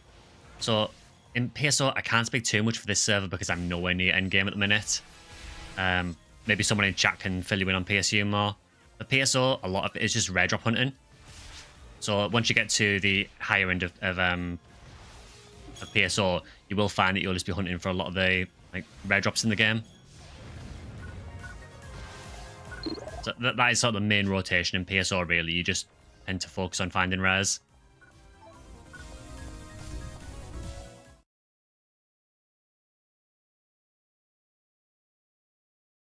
Yeah, I know. I saw the one of him on the train where he was bringing up things like Hiroshima, and it was disgusting watching it, so I just stopped watching.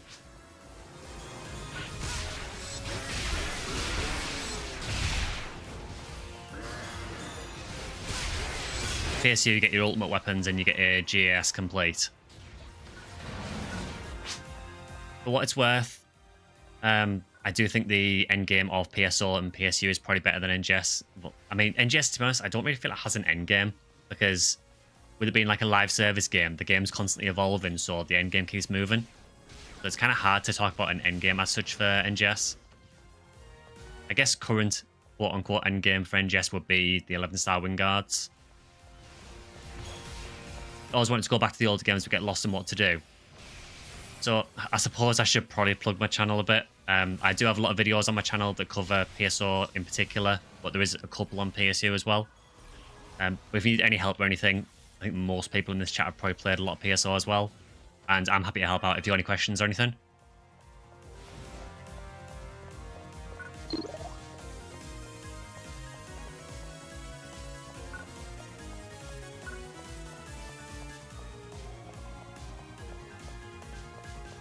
So, Geese, have you never played any of the older games then?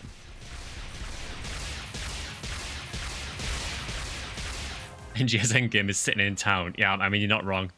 To be honest, I feel like that was kind of PSO 2 as well, to an extent. Like, idling the lobby throws.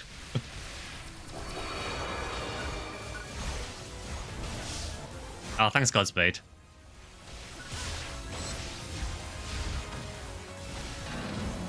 Yeah, and as base player kindly pointed out there, we do also have a Discord that you can jump in. So we do play a bit off stream as well. Every MMO, let's be real. Yeah. The idle lobby game's always strong.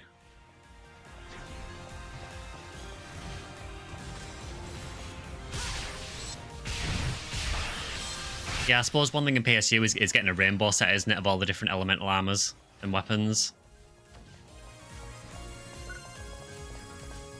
Oh, you just got back into PSO on GameCube, Stuart? Oh, nice one. Yeah, I started with GameCube personally. I can't really play too much now just because my GameCube is not in the best of health. I probably just need to buy another one or buy a Wii at some point, honestly, to replace it.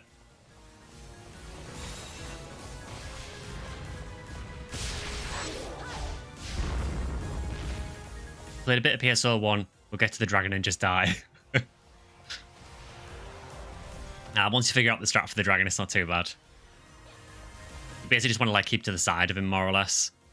Just hit him in the feet until he falls over, and then just wail on his head if you're low level. If you can get a weapon that hits multiple parts of him, that'll do really well as well. But if you don't have one, you can just hit him in his head until he gets back up again.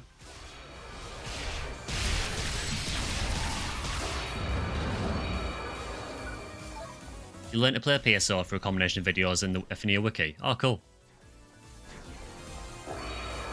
Hopefully I haven't taught you any bad habits or anything.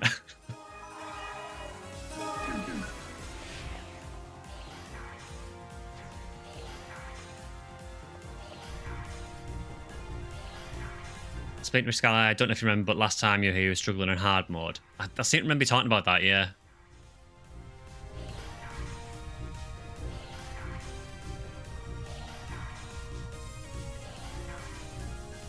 Are you walking through Ultimate Solo now? Oh, nice one.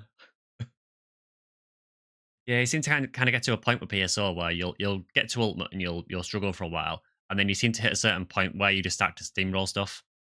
I mean, there are still quests that will wreck you, like Phantasma Well 4, but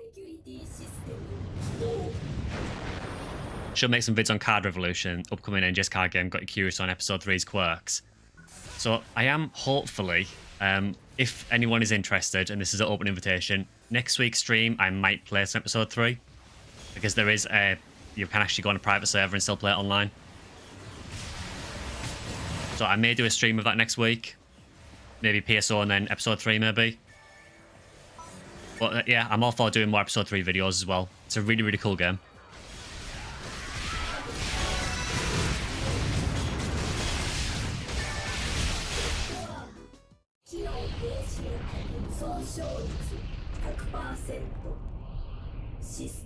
That again, PSO for me is quest, forest 1, quest, repeat until all quests are done, forest, caves, quest.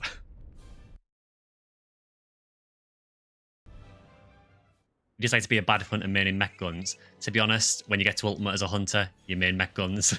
That's kind of what you do. You know, for single target, really, there isn't much better than mech guns. You know, charge Vulcans or something with hit. You just demolish everything with the hunter.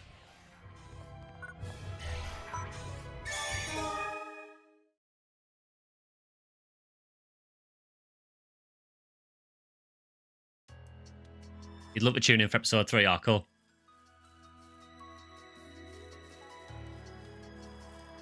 Spoiled by modern MMOs, really babying through all the content types. Not used to all the games like PSO 1 where you get a choice on which quests to do. Yeah, PSO, I've mentioned this before, but PSO really doesn't tell you anything. So yeah, I think what we'll do is, speaking of PSO, I think what we'll do is we'll switch over to PSO BB. So I'll just take a couple of minutes break, go and get a drink, and then we'll switch over to PSO BB and run a few quests over there. So hopefully back in a couple of seconds, guys. Thanks for watching so far as well. If you're only here for PSU, thanks for watching. But otherwise, if you want to stick around for PSO, feel free.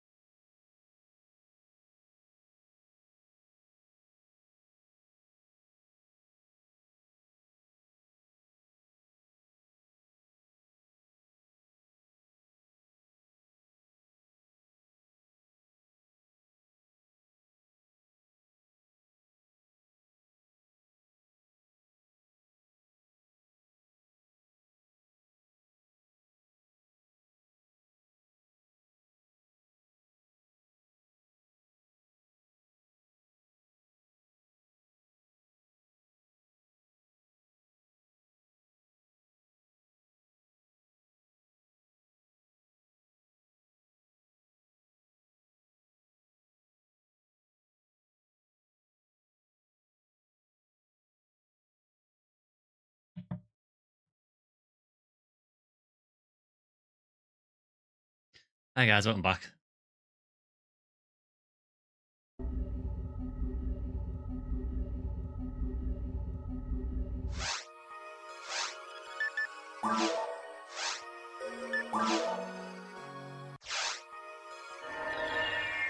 So as always with these streams, when we play PSO, we normally play on Ephinea, and it's on the Lumerace EU ship. And we normally play on Lobby 13, so if anyone wants to join, feel free to drop by there.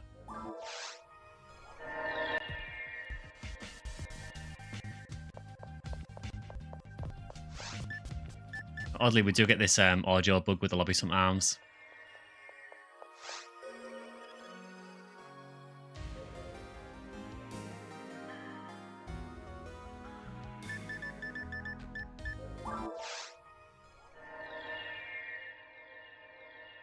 I'm actually just going to reload Ephinea just a second, because it is actually...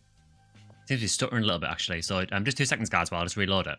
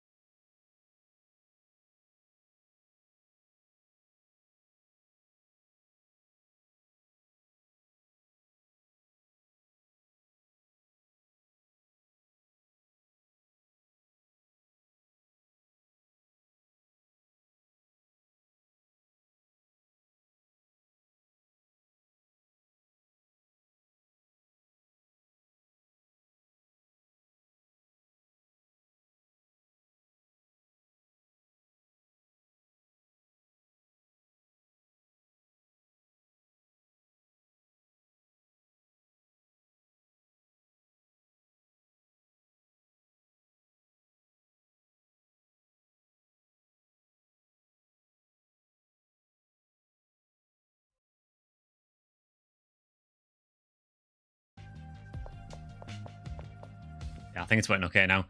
Must have just been a bad client or something, because it seems a little bit better now.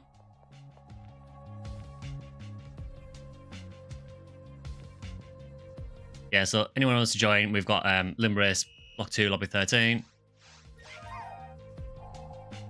You love the look of PSO. Yeah, it's got a totally unique aesthetic, hasn't it, really?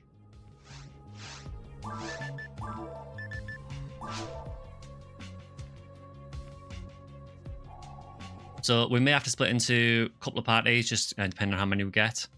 So I think the boost for this week, we've got the rare monster boost. So if anyone's hunting anything from a rare monster, this is probably the week to do it. Yeah, it is. It's the European server. So it's just because obviously I'm based in the UK, so I tend to get the least ping here. I will say though that it is absolutely fine playing on the American ships in the Europe as well. So if you are playing on this, don't be afraid to mess around on which server you play on, because they all work absolutely fine.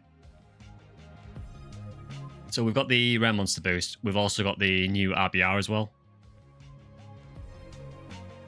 So for RBR, I think the quests for this week are not particularly great, to be honest. There's an episode 1 quest that's in Caves and Mines. There's an episode 2 quest that's in Temple. And the episode 4 quest is another desert one. So I don't feel like any of them are particularly great. Desert one's not too bad, but I think people are a little bit burned out with episode 4.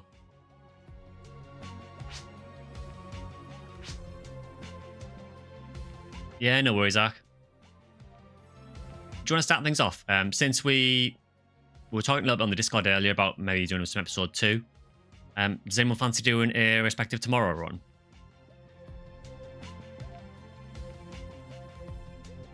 What lobby are we on? So it's on when you go to Limb Race, so you go to Block 2, and then when you use the little teleporter behind you, you want to go to Lobby 13.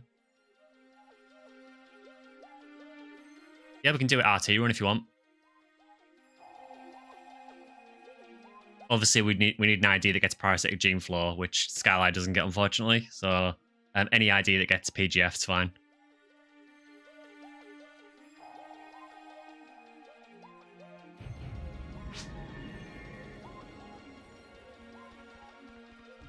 I just thought that you're a big Monster Hunter fan, Godspeed. Yeah, likewise here.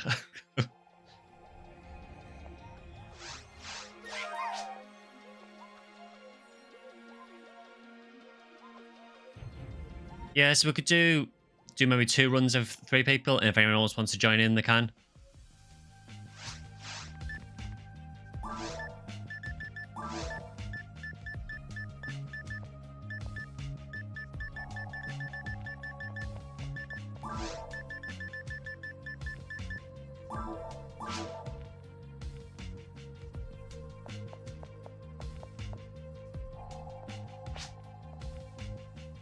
So for IDs, we basically want just any IDs that get parasitic gene flow drops.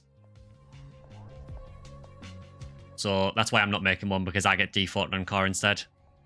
I don't think anyone really wants default on core instead of PGF. So we should have... Yeah, so we've got 1 room up here that Draken's made, which is blue full. And then we can use one of the game. So if anyone who gets parasitic gene flow wants to make the second game,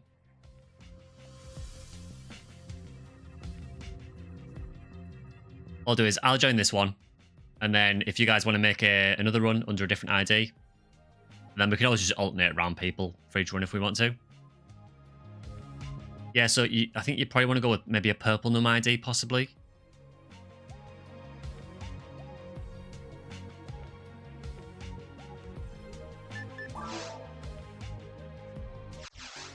So, and the stream password for any games that we make is always just stream. Zale's made one, so we've got a blue full run here, and there's a purple num run as well that Zale's made, so feel free to drop into either of those. So we could potentially do 2 runs of 3 people, which should be fine for respective tomorrow, honestly.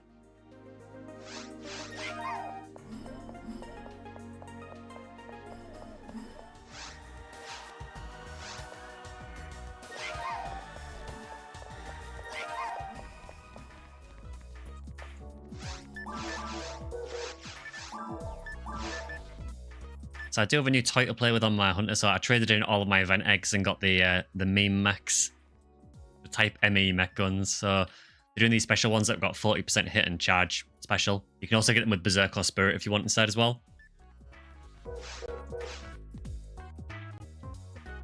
Apparently, Zale, you've made the quest on Anguish 1.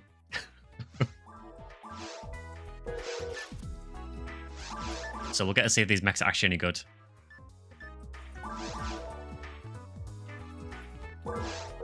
Yeah, type meme mechs, yeah.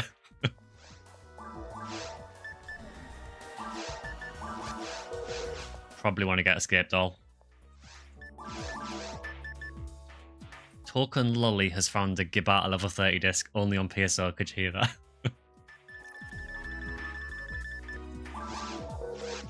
Yeah, I should do for now. Yeah, so we've got 3 out of 4 here. So if there's anyone else watching who wants to jump in, feel free to. Last call.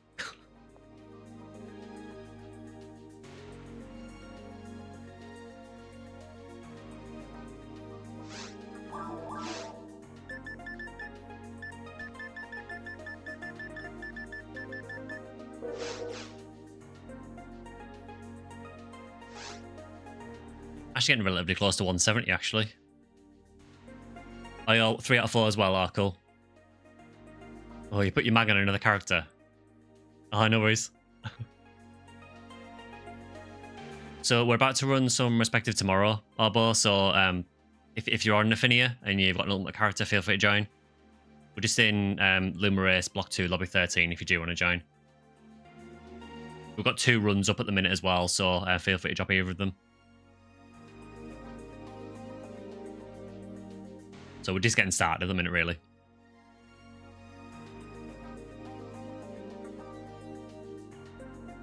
Just nice to run some episode 2 for a change. I know that the episode 4 rares are ridiculous, but it's just nice to go back to 1 and 2 now and again.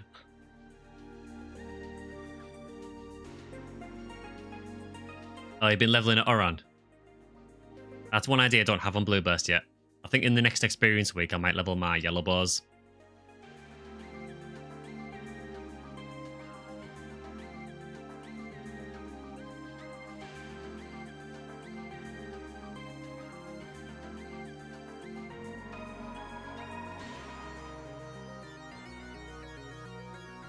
Here's episode 23, Farming drops IRL.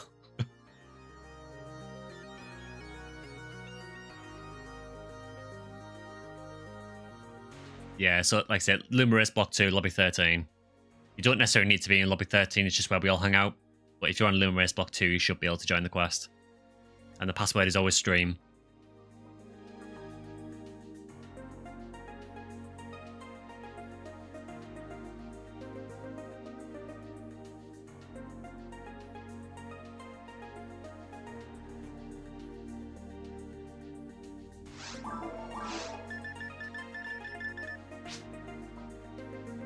Yeah, let's get PGF on stream. Let's just get all the Uber rares while we're streaming. Why not? Yeah, if you want a PGF, come and join.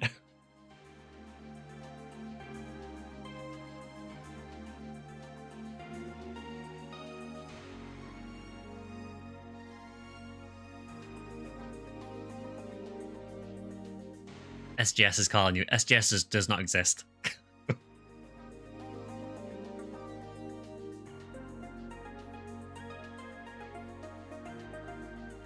If I join and get, you'll just scream. I think that'll be most people's reaction to getting a PGF drop, to be honest.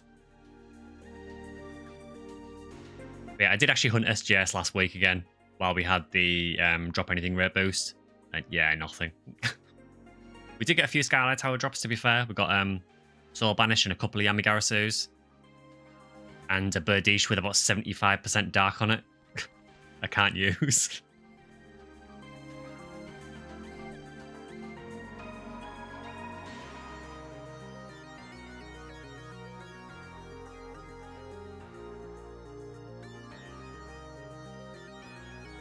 Yeah, I think it would as well, best player.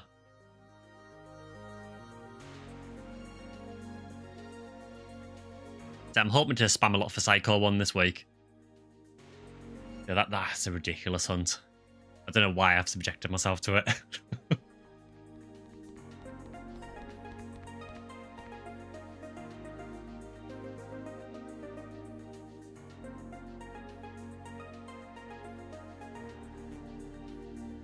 Yeah, Yeah, so I think once we've got 3 again, we'll just start, I think.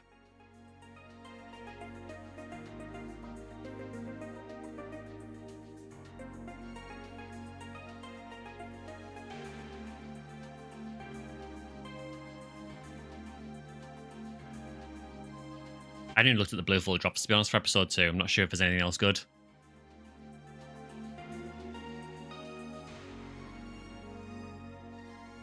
Oh, that would have been the worst thing ever, yeah. If the banner started scrolling as a Millilily dies. I think the only thing worse than that would be if a photon drop dropped from a Millilily.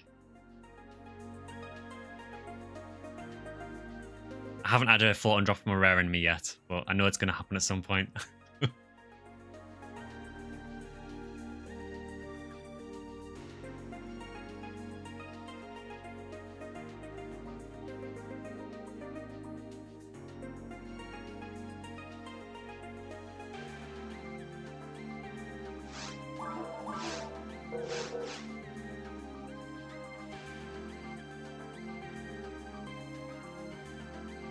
So we'll probably have to start again in a minute if no one's come back.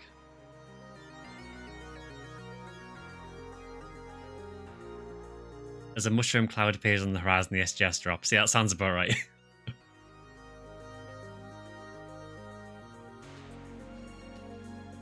You get to enjoy the SGS for about 2 seconds before you get vaporized.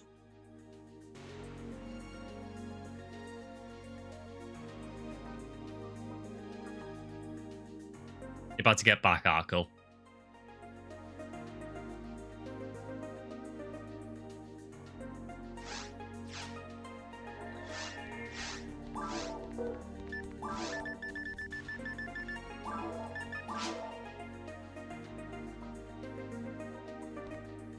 Yeah, so it looks like there's no one else coming, so we can just start with 3. No worries.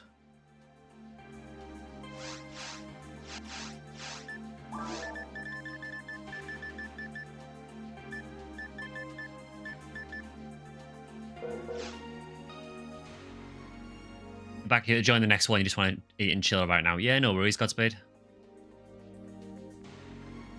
Yeah, the word select's amazing. Like, some of the things you can do from it are just completely pointless. I like how you can make conversations, because you can just do some stupid stuff. It doesn't even work on this, though. Some of them just don't work.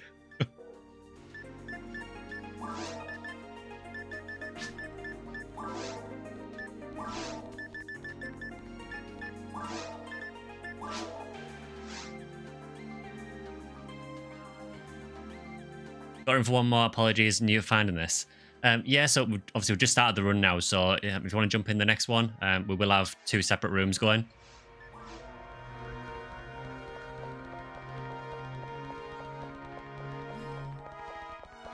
That's a good mech gun for a hunter. Hook seal, mid-60s from very hard. Either if you can get just a charge Vulcan with hit, or well, it depends, any charge mech guns with hit, that would be fine.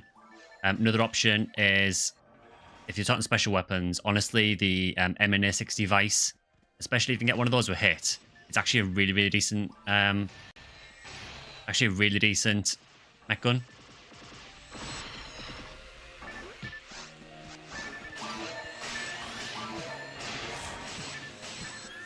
Check the shop for a charge mech with hit.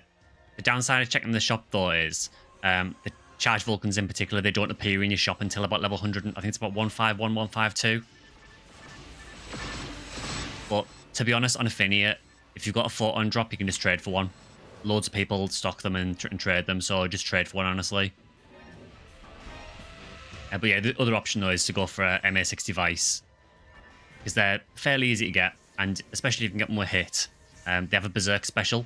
The only downside is that you do need to be very careful with your health, because you will be using a lot of it for Berserk. Yeah, these mechs seem really good, actually.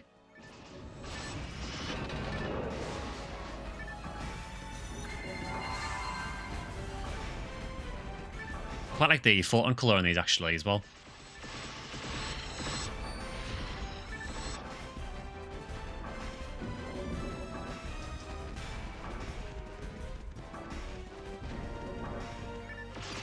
No, I don't have any S-mechs. So these are a really weird type of weapon. So they're a type of weapon called Type M weapons.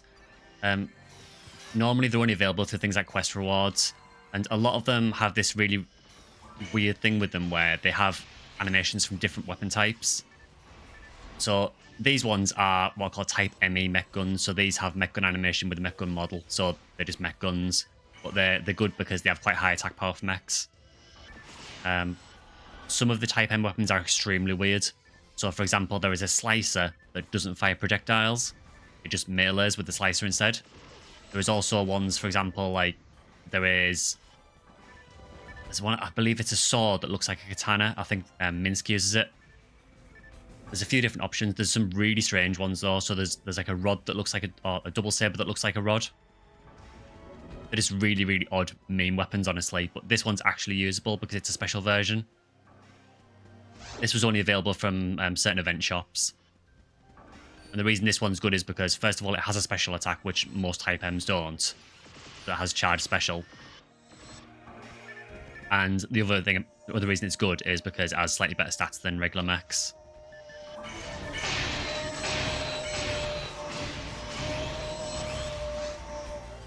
Yeah, the S rank I've got is my slicer. I will say that I do regret the slicer. I do wish I'd got Demon's mechs instead. I know that everyone says that Hell Slicer is really, really good, but for me personally, with a Huni Whirl, it's just way too hard to land the special in Ultimate on certain enemies. I just don't have the accuracy to do it. You can use what's called the SNS glitch, which is where you use a special attack, then a normal, then a special. And if you can hit the enemy with your normal attack before the first special hits, yeah, you can basically guarantee that the next hit will have higher accuracy.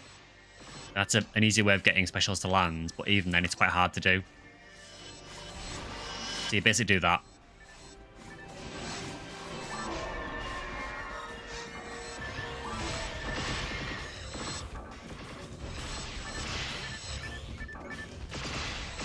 Random question, but do the evolution of the mags matter other than buffs and aesthetics? Yeah, so it affects your photon blasts as well. So different evolutions will get different photon blasts. It also affects the mag trigger abilities. So different mags will have different triggers.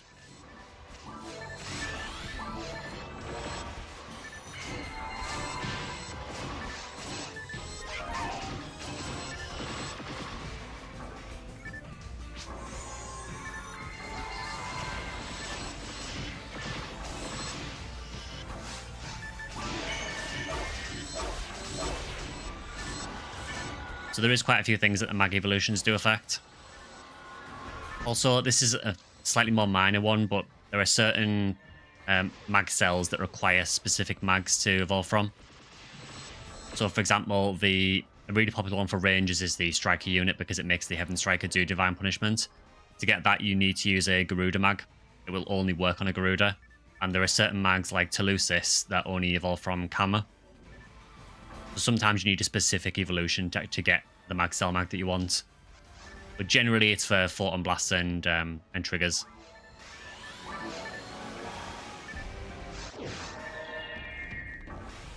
Your main Phony Well has a level 200 Illa. You're trying to get Sato, but you screwed yourself. Oh. Yeah, so for special evolutions like Sato and Nidra, they have a chance of evolving. I believe it's either every 5 or every 10 levels. But obviously, if you're at 200, then it's too late to do it now.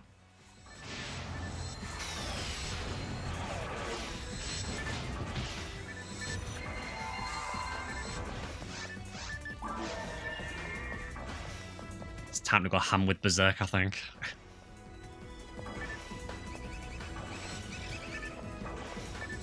I really hate this boss in Ultimate because of the ones that paralyze you.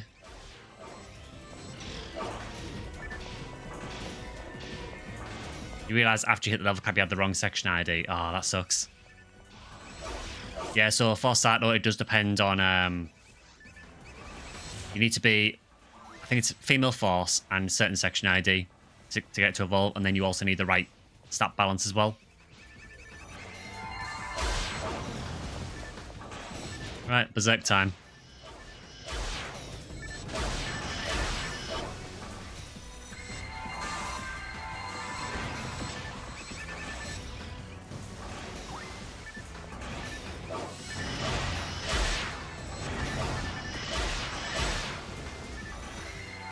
Berserk crits for over 2,000 with a Hunuel.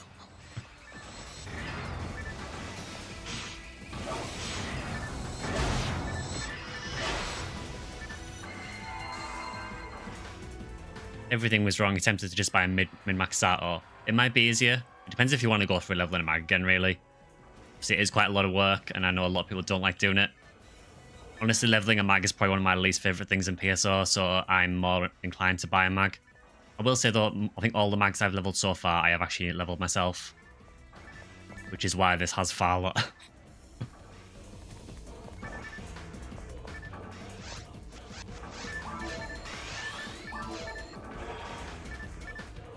Did any of you get the schoolyard room with the yellow and mini rays drop rares? I've never heard that, but it wouldn't surprise me if that went round.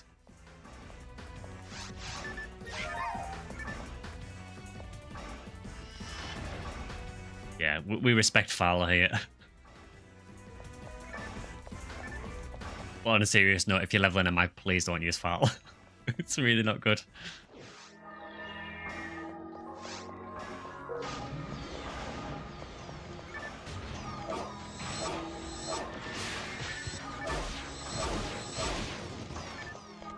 Praise to the Holy Fowler, long may he reign. I really need to get another emote at some point that's just a Fowler emote. Can't do it at the minute though, I'm limited on the amount of emote slots I can have at the minute.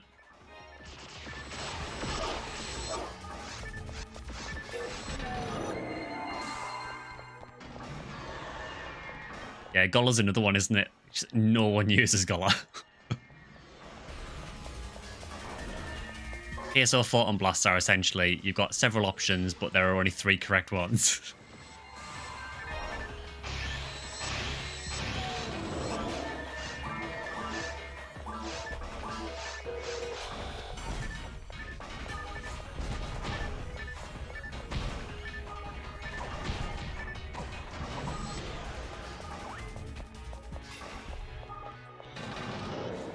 Essentially, everyone just uses Estella, Pillar, and Maliula. Which I get why, because there is really no reason to use the others. Lila might have very, very limited use.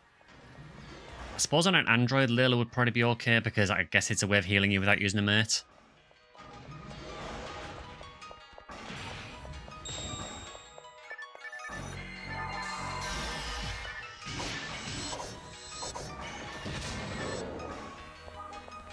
Forces Greenhill, if you could go back, you would have went with Pinkle. Yeah, Pinkle's a really solid ID for Forces. Honestly, though, Greenhill's a really good ID. You're running Fowler, Gollar, and Twins. Oh, nice. Someone has to give a home to the unloved Photon Blast, I guess.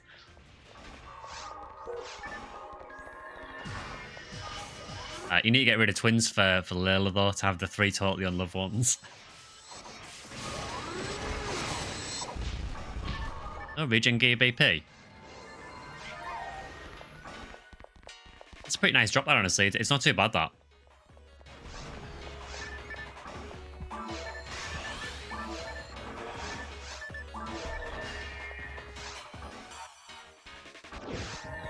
That's too far, I apologise now.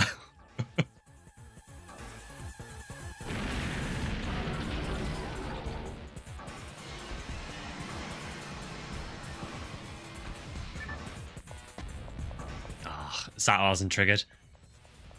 If Sato triggers, it's a lot easier because I can just run at the Gold Dragon and just ignore the breath, but...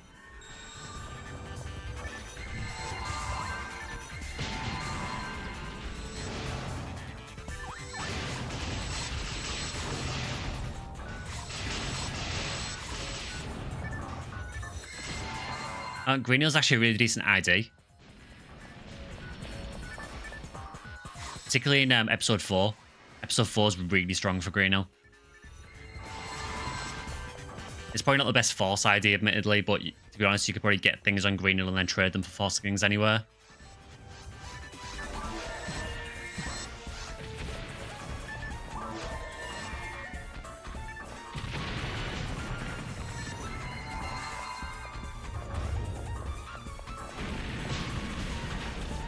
One day I will get the range of that attack right.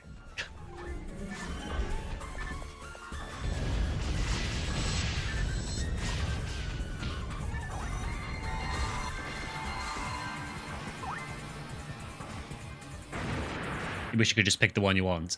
Yeah, it's kind of weird the way they do the section IDs, I guess.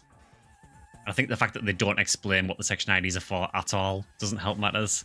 But, you know, it is a 20-year-old game, so it probably wasn't high on the list to let people know what they actually involved.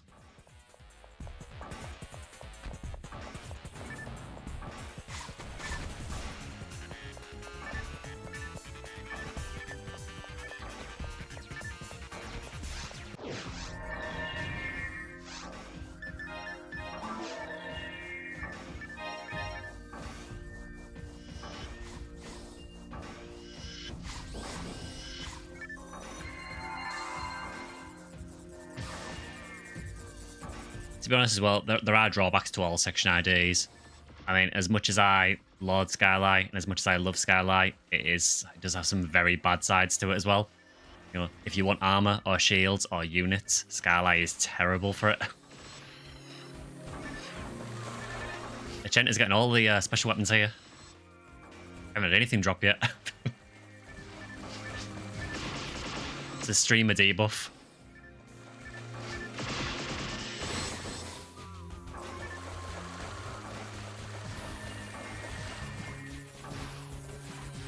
You have a Huka Seal and a Rare Mouse, so not a total loss. Yeah, so these mechs seem really good, actually. I'm quite happy with these.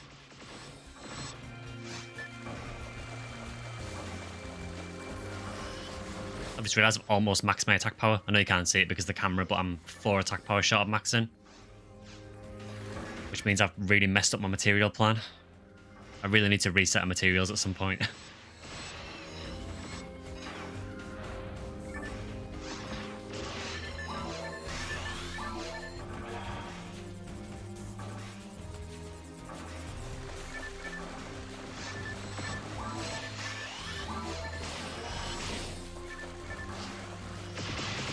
On Ephinea, yeah, you can reset mats. So if you do, I think it's /mat reset. I think you have to do it in the lobby.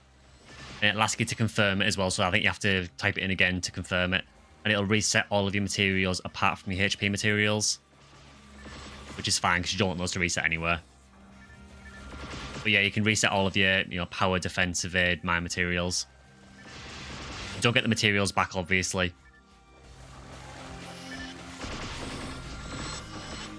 50 hit Vulcan drop Chaos. Oof.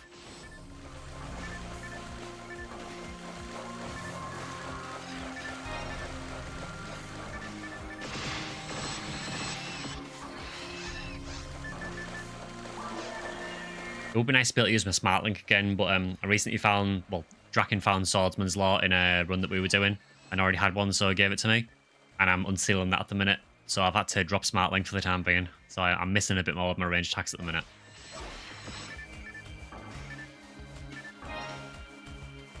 How do the mat caps work? I can't remember the exact numbers, but I know that humans can use a lot more materials. I think for humans it's 250. For humans and cast it's either 125 or 150. I can't remember offhand.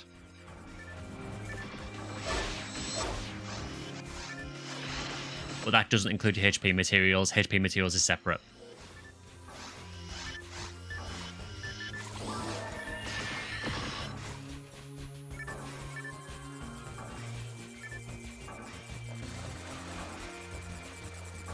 You can also check what materials you've used as well. So I think it's /mat count. You can actually look at your materials. There's loads of really useful commands on Ephinea. So for example, if I do /kill count, I can check how many kills are on my Swordsman's Law. So it'll just scroll along the top and tell me. So it says there, like, Swordsman's Law, inventory slot 10, 2001 kills. So we're 10% of the way there.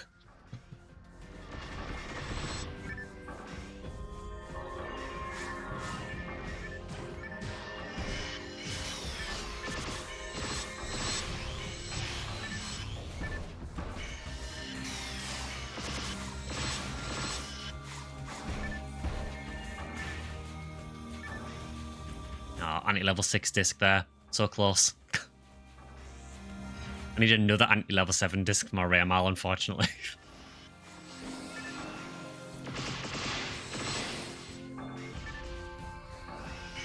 Oh, you saw the debuff unit? Oh, yeah, that's limiter. Yeah, that is not a nice unit to use. It basically drops all of your stats by about 30. And reduces all your resistances as well. But if you kill 20,000 enemies with it, it unseals and it changes into a unit called Adept, which I believe raises all your stats by 10. It raises all your stats by 10. Raises your accuracy a little bit, raises all your resistances, and cuts your TP cost.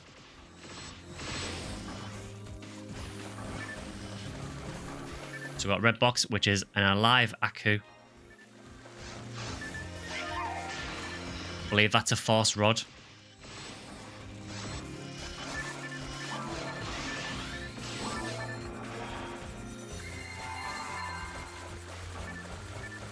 You won't use any HP materials because you thought it would take up all the mats you could use. No, so HP and TP materials are separate. And if you're wondering, TP materials you can only generally get from certain side quests. They don't actually drop.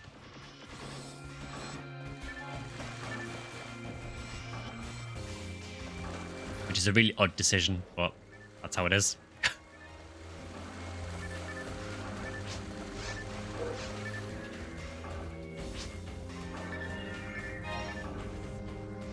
Yeah, they do drop in challenge more. That's a good point.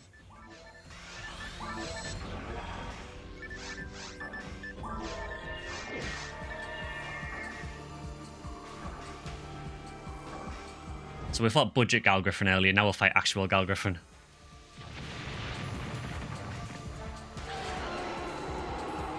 Oh no, he's got speed.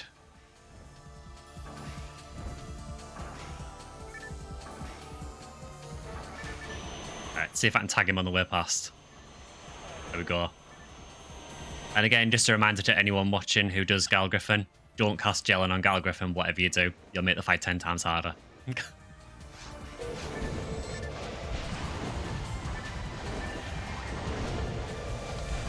can cast Zala on him, that's fine, but don't cast Gelin.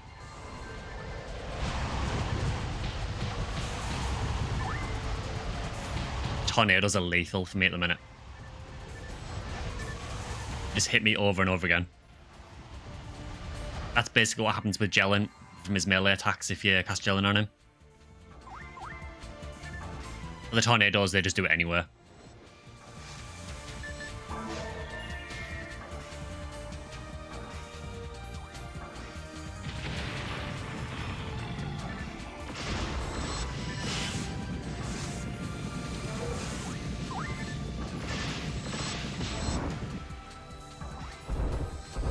It's been pretty annoying at the minute.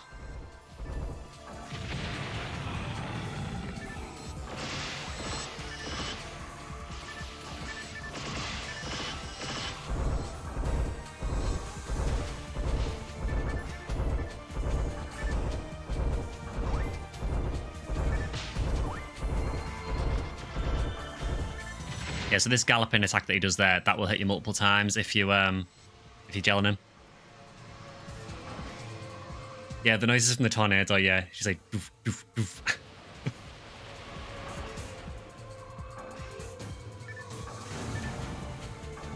It's one of the main problems when you get to higher level low in ultimate. A lot of the attacks will just hit you repeatedly.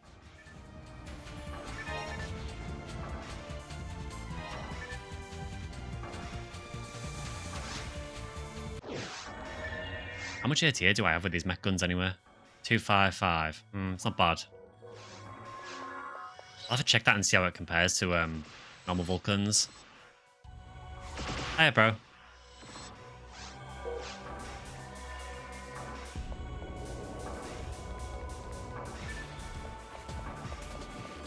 Yeah, Sinosaurs are horrendous. They're one of the nastiest enemies in the game. They do so much damage. And they seem to crit all the time as well.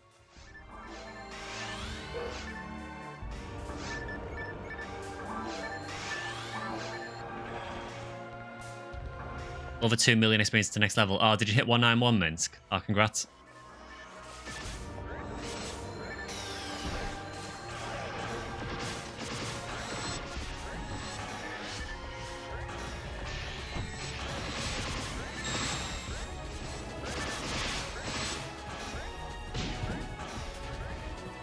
You saw how much damage that Zor did there, and that was Gelland. Actually, no, that one was showing it wasn't gelling, which is odd considering I had gelling right in front of it. Somehow it managed to dodge the gelling.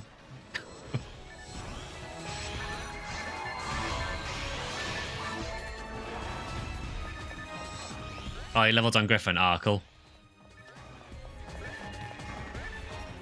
Oh, you love Thornywell. Yeah, I really like Thornywell. It's a really fun class. See if I can pull the strat off here.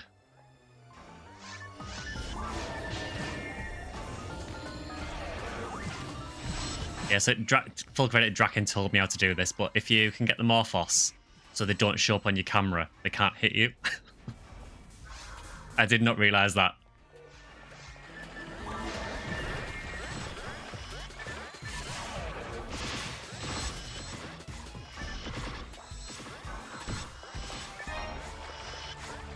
If you solo Force and get frozen, you're dead. Yeah, to be honest, if you solo anything and get frozen by a Sinnosaur, you're probably dead.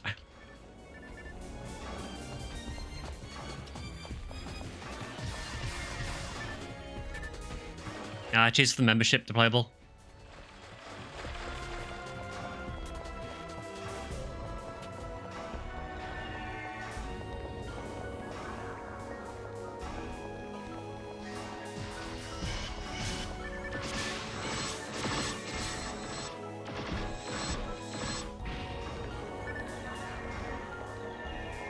I've got no idea what's going on with the alerts for memberships at the minute. It seems like they work some streams and not on others. I really don't know what's going on. I think it's a stream elements thing. I'll look into it again after the stream, but I got it working for a couple of streams and then it just decided to stop working again.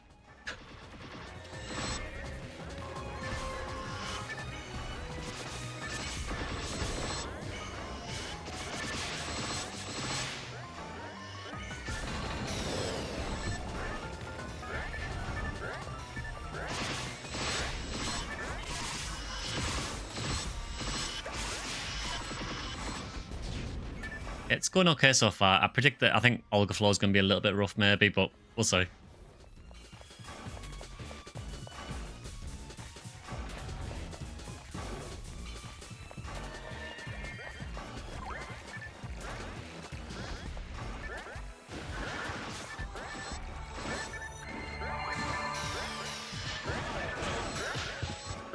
Delbite is another enemy that does way too much damage. To be honest, pretty much everything in Ultimate Seabed just really hurts.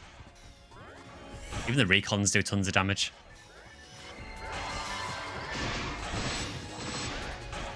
Actually, they really annoying spawn this because the recons get in the way of the Delbiter. Oh, no Psycho 1 drop.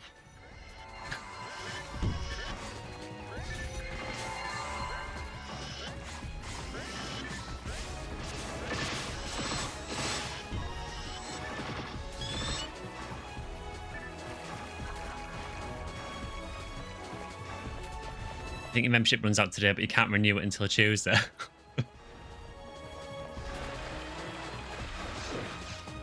Yeah, to be honest, I have no idea how the membership renewals work or anything.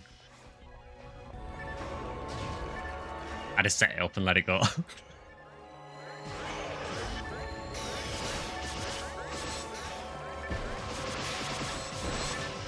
That Zor seemed like it dropped down very late. I wonder if it got frozen in midair.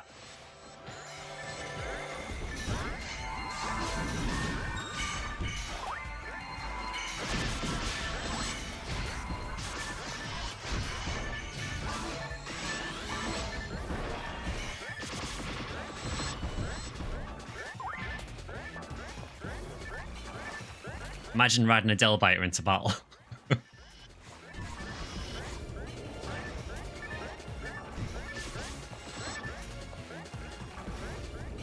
Yeah, use one like a mount.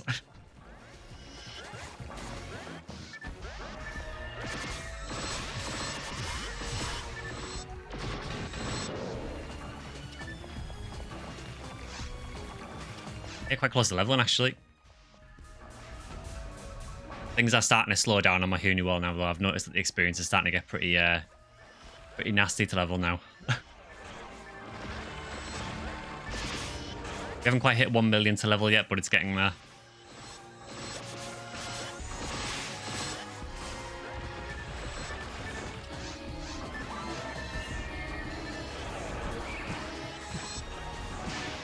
So again, if I keep the Morphos off the camera, I can't actually hit you.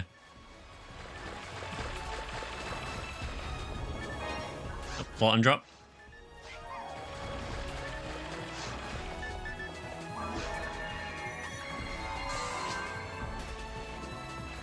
I'm not sure what it was from. So the actual photon drop dropped in the corner of the room, which wasn't where the Morphos was. So it was either a photon drop from a recon, or if it was from a Morphos, it desynced.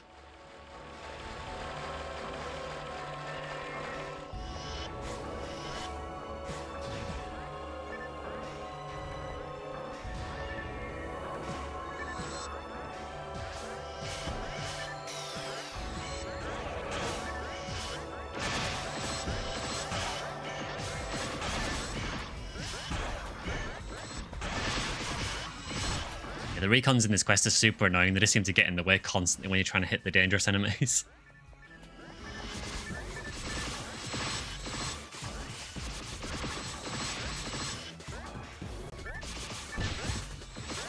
Just literally ran right into the bomb there. That was my part.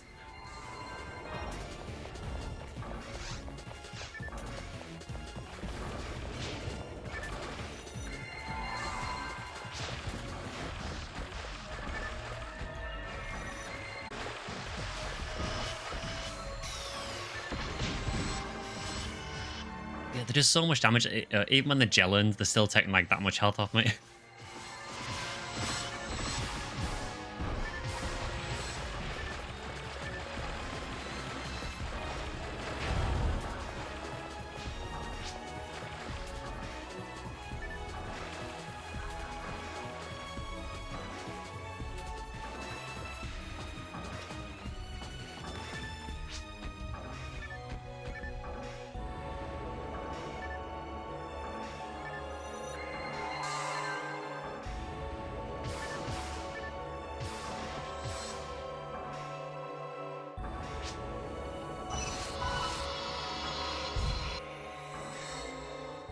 Nightmare Fuel idea. Sinozor is a mutant human trapped in a robotic diving suit, hence the tank on the back.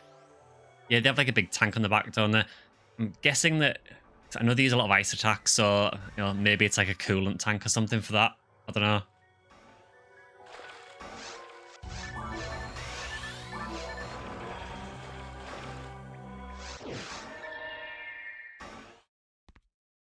PB was on the stream, it was.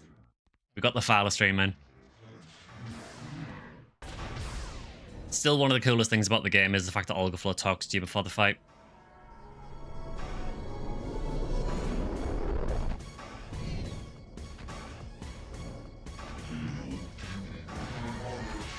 Even cooler if you know what he says.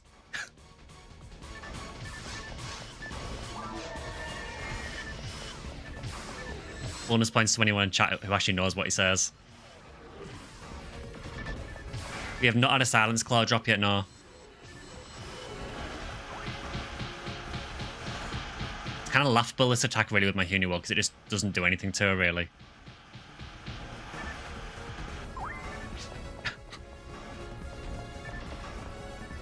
Yeah, close. It's almost that.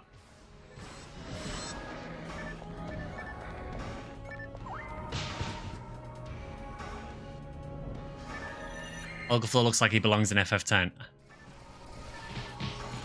Oof. That attack's really rough when you're high level. Yeah, the Dark Meteor attack is just so BS. It just hits so many times.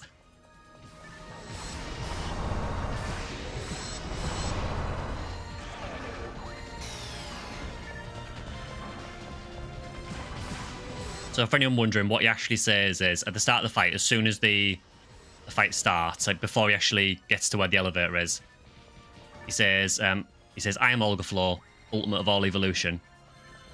And then he says, when he gets close to the actual raft, well, the actual elevator part, then he says, you killed my goddess.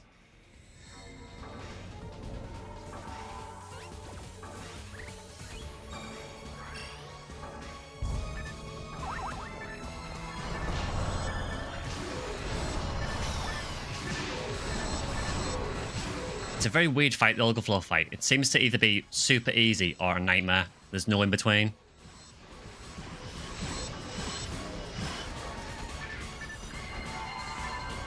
Oh, he's doing the saw blade again.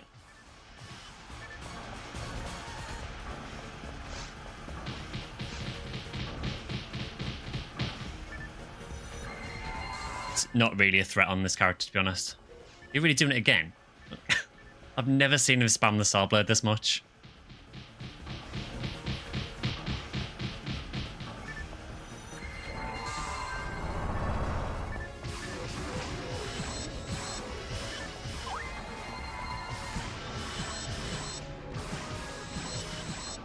That's phase 1 done.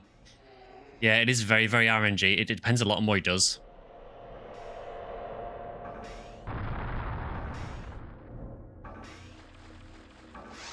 Ogflaw's a pretty crazy boss, honestly, because even at this level, he can still be a real challenge.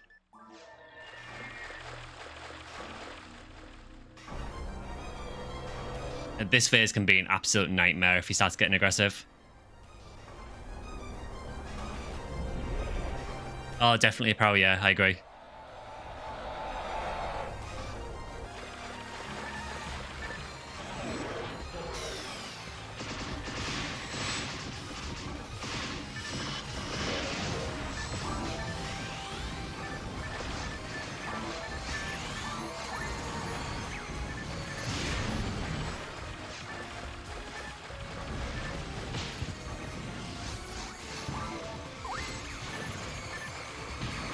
Oh, he's going for Divine Punishment. I'm going to heal just in case. Maybe not. That's what I mean about it, though. I'm level 169 and he can one-shot me with Divine Punishment.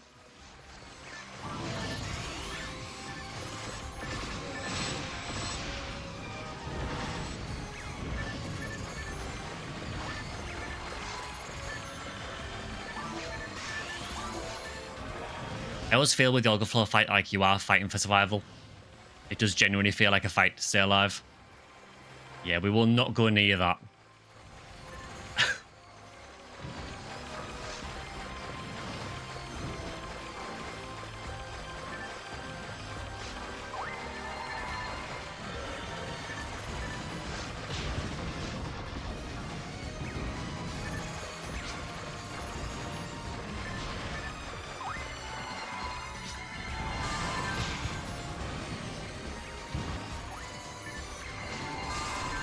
It's an absolutely brutal fight. I think he's going to his final phase change here. Oh no. If he gets to do this, it just goes downhill rapidly. So who's going to turn into Flowen? If anyone. We might be lucky.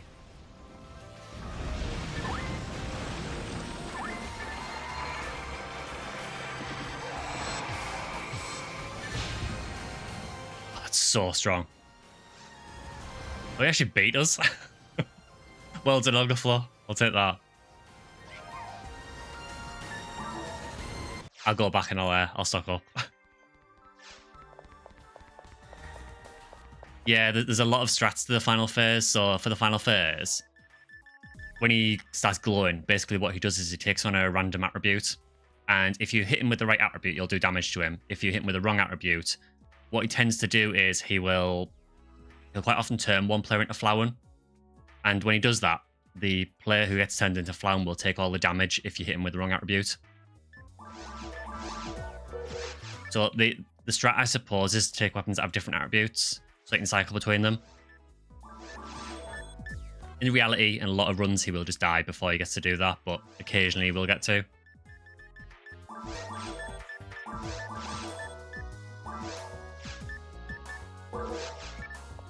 Oh, you all died as well. That's good. No, not the only ones.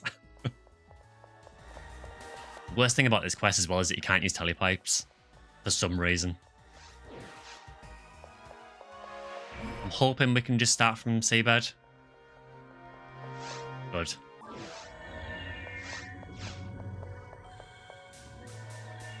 So now what we do is we run it back.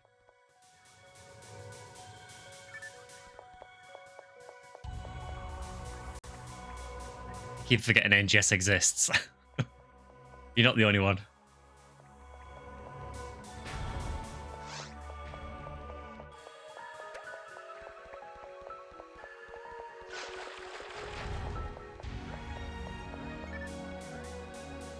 Yeah, as I said, Olgaflow just seems to be a really strange fight where occasionally he'll just be super, super aggressive and will just wreck you.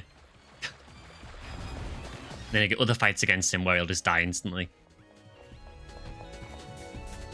I think a lot of it does just depend on the RNG in the fight and what he decides to do. Why did he transform into Flowen?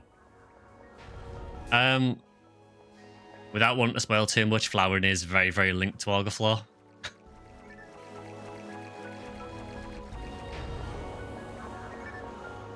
If you want a simple answer, basically, whatever happens to Rico in episode 1, kind of similar episode 2. Your super brain can't read dialogue. You expect me to read? To be fair, a lot of the episode 2 lore you wouldn't find out anywhere unless you actually go and look up all of the terminals.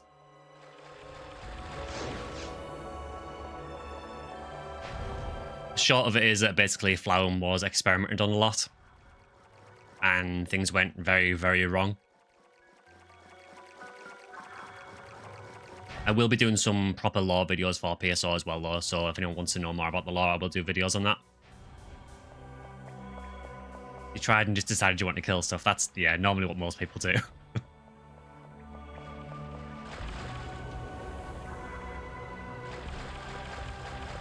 Yeah, this all links back to with Olgaflow talking at the start of the fight. So obviously he says, you killed my goddess, and he's referring to Rico.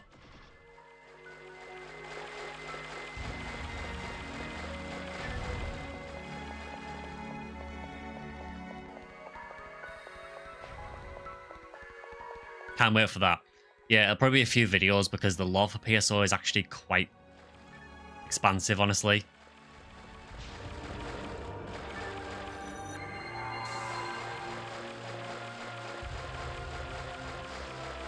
Yeah, that's a really cool part of episode 2, where you're going through all these terminals that have been left ages ago, and then all of a sudden you get to one terminal and it's like, that message has just been sent now from within this facility, and you're like, oh, okay. That's not good. Yeah, it was. So it was basically a secret, very, very shady government testing facility where they were doing a lot of testing they probably shouldn't have been.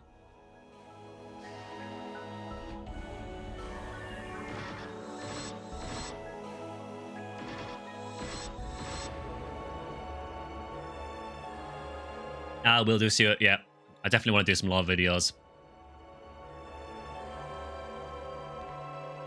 Once you get to episode 3, it gets a little bit more complicated because I'm not as familiar with the lore for that. But I can certainly look into it.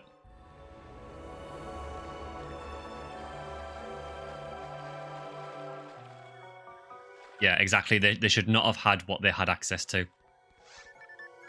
Is probably the best way to put that. Yeah. Right, take 2.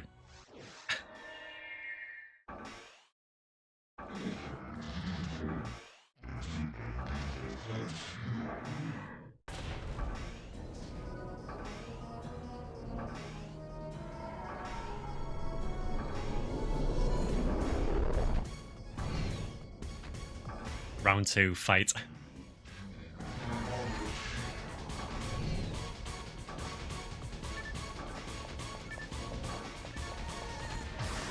Please be kind, Olgaflow.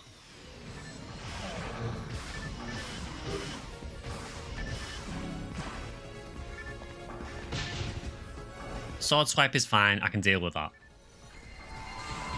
Less so that attack, particularly as you tend to spam it.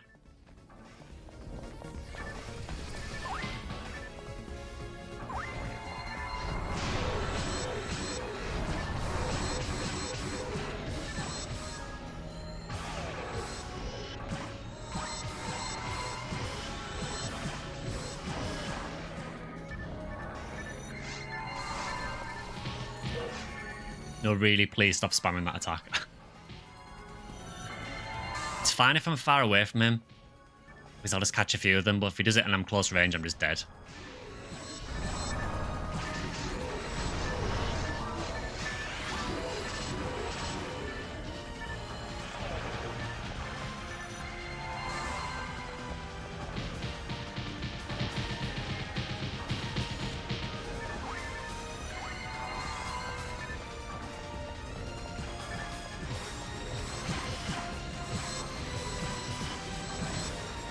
Hunter feels super weak for this phase, honestly, because he's just out of range to hit with mech guns, so you kind of force to use a handgun.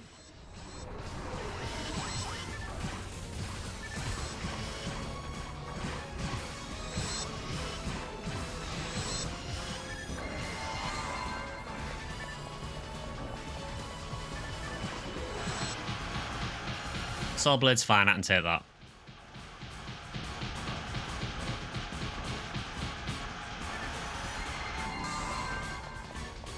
I've got so much health now with my Honeywell that it doesn't really do too much to me.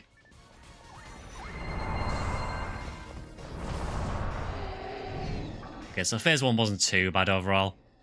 Let's see how unfair he is in phase 2 again.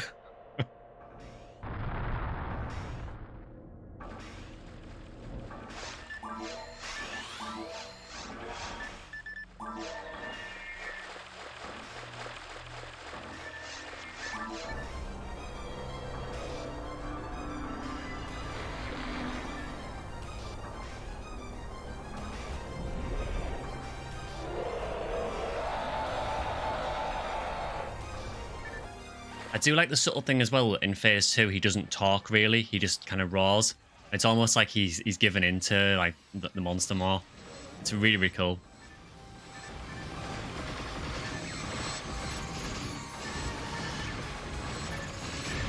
I'm actually trying to play this properly and actually kill the Gale Giles.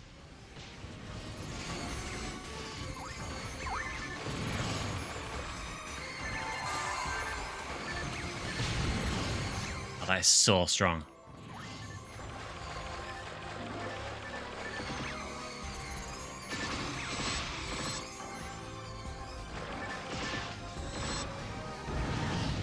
Essentially, if you can get rid of the little mag things that he has, it does weaken the Divine Punishment, but they are awkward to get rid of because one of them is really, really damage resistant.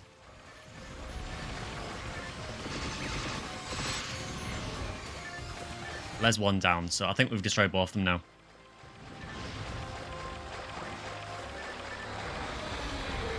Oh, here we go. So there, so he's turned me into Flowen.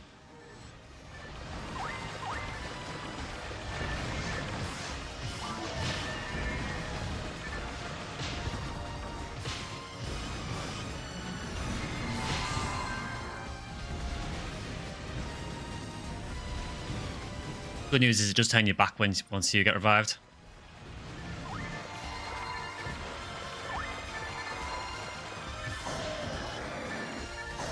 Right, I think he's native.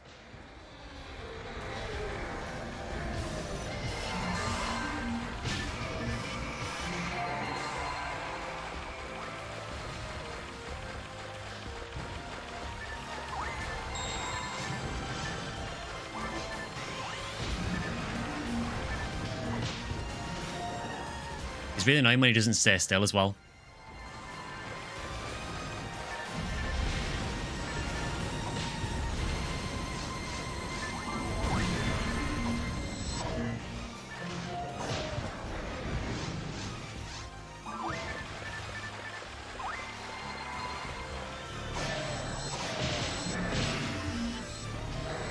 I think he changed element there.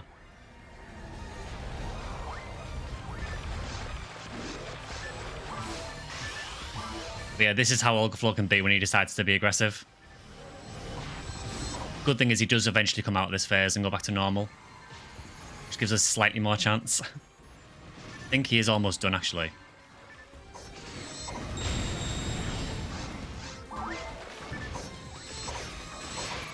There we go, finally. It's such a tough fight sometimes. Admittedly, Honeywell is probably not the best class for Olgaflow.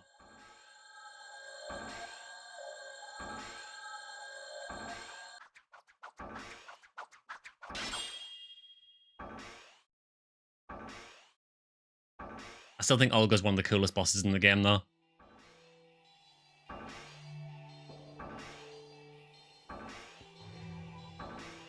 Get a PSO remake, it'd be really cool if it added zones from SA2, like the Space Colony arc. Yeah, I mean, they could do crossovers, couldn't they, really? Oh, 170, cool.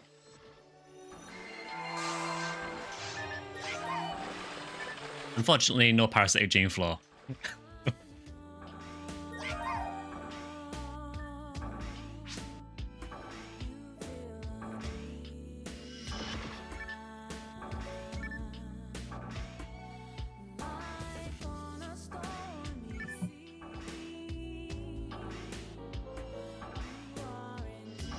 Pardon the pun, but what a boss. So yeah, we are now at 830,000 experience to next level.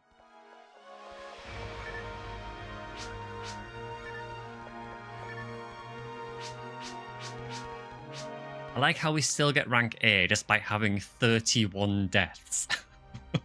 It's like, yeah, that's what we expect your rank to be. We expect everyone to die 30 times.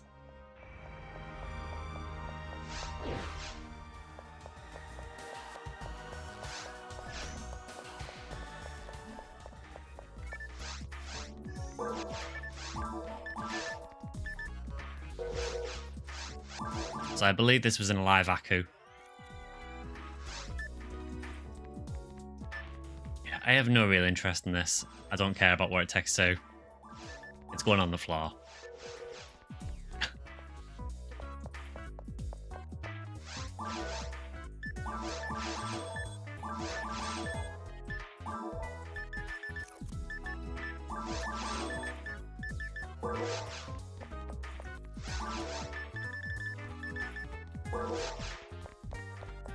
Still nothing good in the shop either. It would only go be 1 team point because it's a 9-star. And to be honest, the team I'm in's got everything unlocked anyway, so it's kind of pointless now. Yeah, it would take longer to go to the menu than it's actually worth. No, we're on Lumerus at the minute, Godspeed.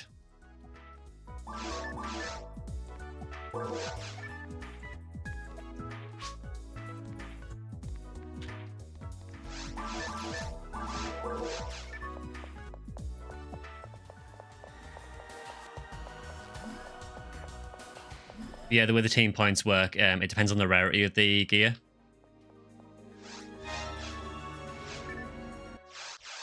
So I believe, if I remember correctly, I think you get 1 point for 9 stars, 10 points for 10 stars, 50 for 11 stars, and I think it's 100 for 12 stars. I mean, who's trading in 12-star weapons? But you can if you want to. Yeah, I mean, who thinks that? Yeah, I'll find a sealed J sword, unseal it, and then team point it.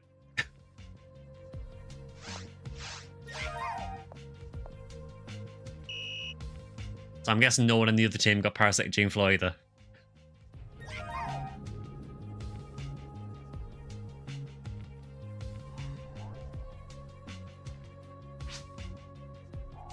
Team Angry Fist, oof.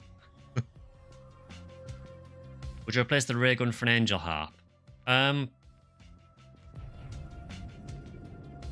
don't know. I honestly can't remember if anyone can even use Angel Harp. It's not really a weapon I've really looked into.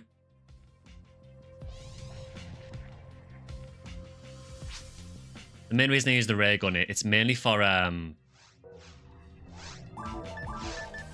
it's mainly for the special. It's a demon's ray gun, just female only in general. Yeah, but yeah, I use the demon's ray gun just because the special is really useful for certain enemies.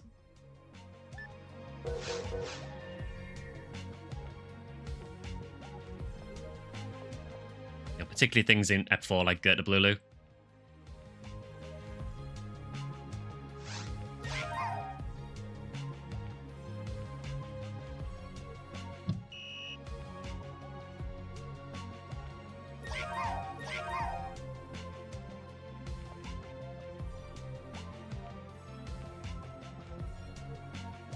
Oh, it's only used by rangers and forces, okay.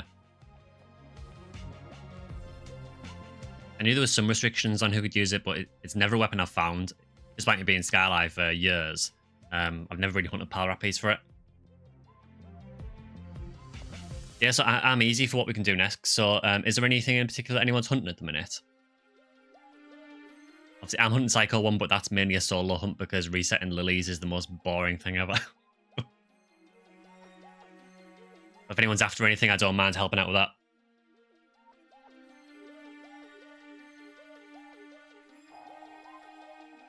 You'll probably got enough time for maybe one more run or so PSO. Depending on how long the run takes anyway.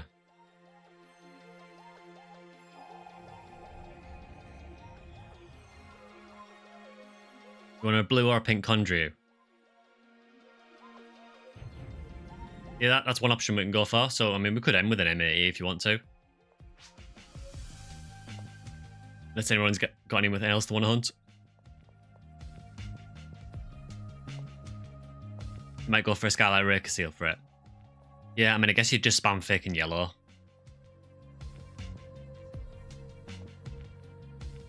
Alrapi is definitely one of the easiest rare enemies to hunt.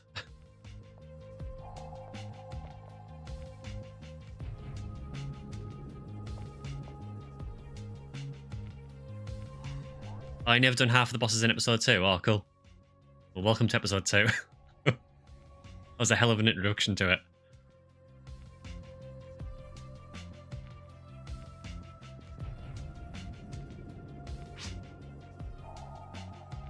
Issue Drac.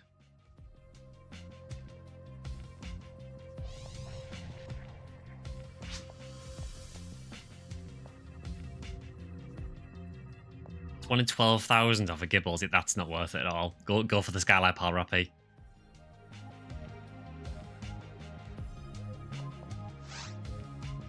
So I'm trying the RBR quest we've got at the minute. I think the Ep4 one is more for, I think again it's for Pyro Gorons, isn't it? I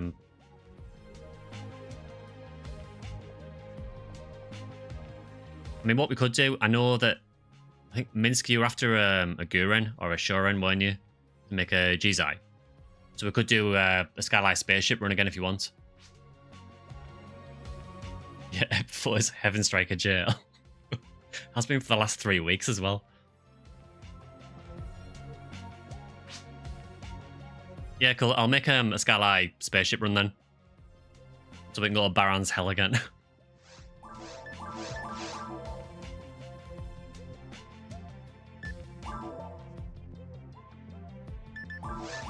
So as usual, password will be stream for anyone that wants to join.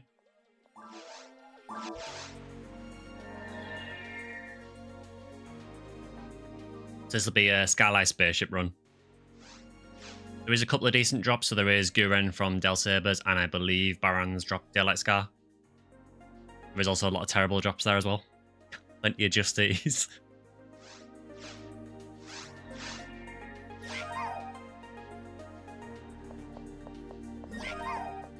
Yeah, basically, I really wouldn't recommend going for that green or drop. 1 in 12,000 seems obnoxiously hard for something like Angel Harp. I mean, it's not an amazing weapon. It's not bad, but I don't think it's worth hunting off that Gibbles drop. So we've got one more space if anyone wants to join in. Again, password's just stream if you want to join. I'll give it a couple of minutes or so just to see if anyone wants to join in.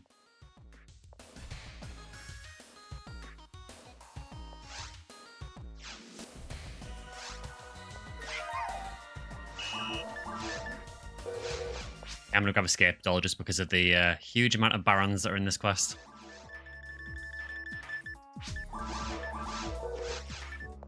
Oh, hi, Godspeed.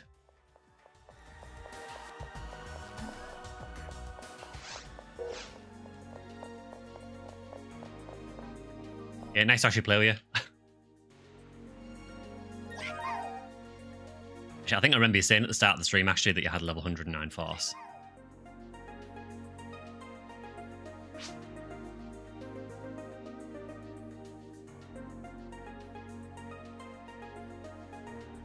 So this quest is essentially just a ton of Del Sabers and Barons, and then Sorcerers in Block 2.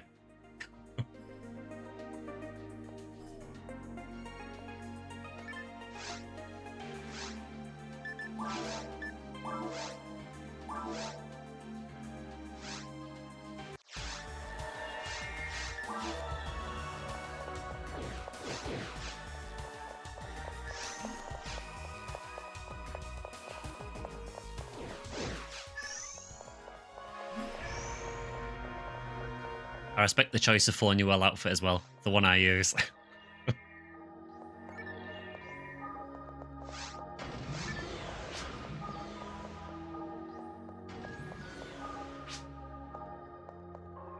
I got over 1500 HP. They got more than me then.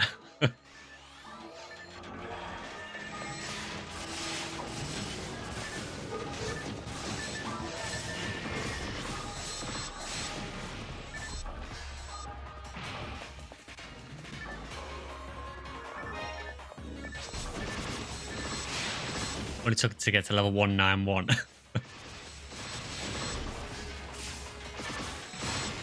Yeah, you kind of realize how little health Huniwell has actually. I'm only at like 1378 at the minute.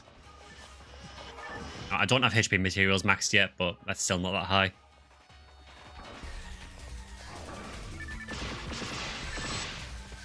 $619. Oof.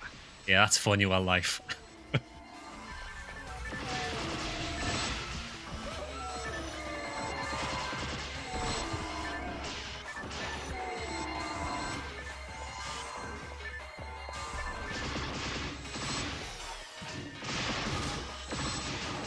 Yeah, and the worst thing about this, with bringing a Huniwell to this quest, is that the Del Sabers will focus on you.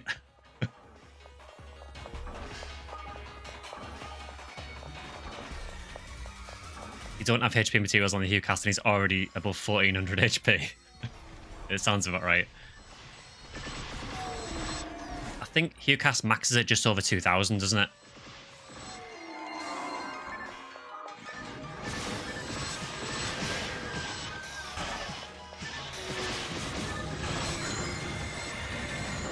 Only complaint about mech guns is how long you stand there after a combo. Yeah, and this is with V101, which is the equivalent of a Heavenly Battle, and it's still got quite a long delay after it.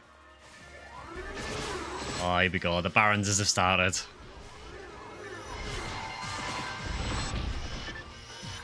See, the funny thing here is that our level 109 Huniwell is actually much less likely to die to the Barons than me. Because they'll get knocked over. So they'll get hit by one missile. It'll do a lot of damage to them, but they'll fall over. Or I'll just stand there and just take all the missiles and die. It's one of the weird things about PSO where some enemies just get harder as you level up.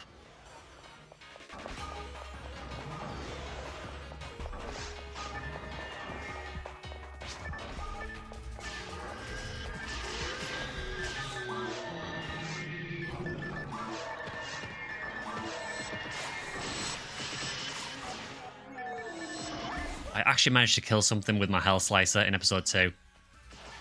Makes a change.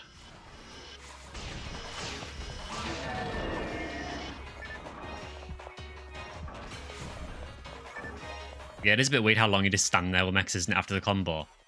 But they are so busted at high level.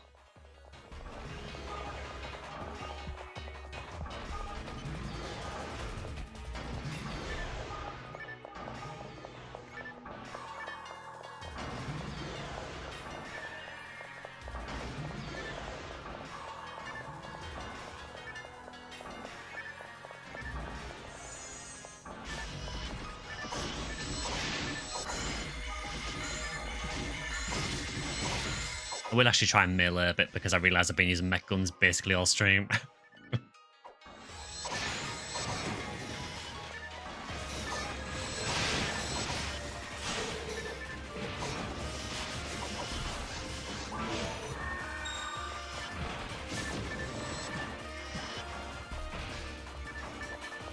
This feels like a Baron's, yeah.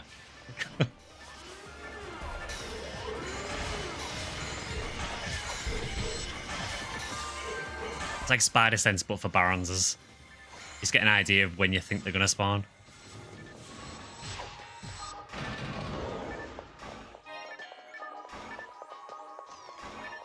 Unfortunately, in this quest, there's a ton of them.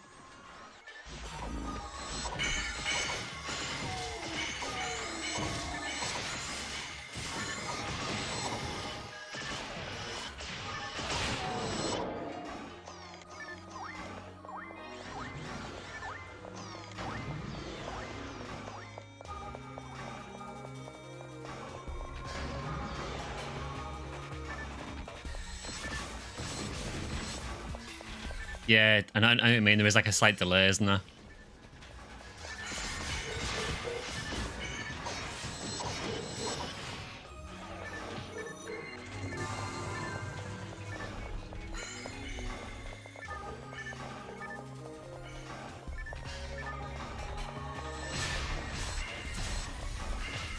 I like how the dub switch just completely juked the entire team. We all went to the wrong end of the room.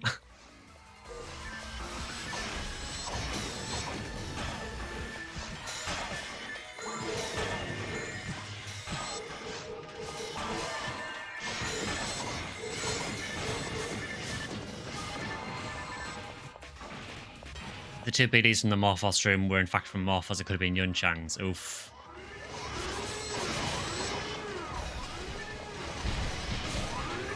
So you can see there, as soon as I get hit by the missiles, I just kind of stagger and continue to get hit by them.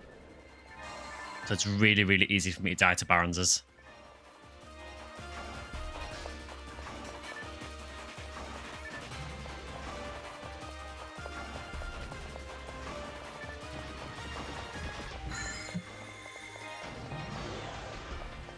Yeah, I think there's only one Sinozele on RT.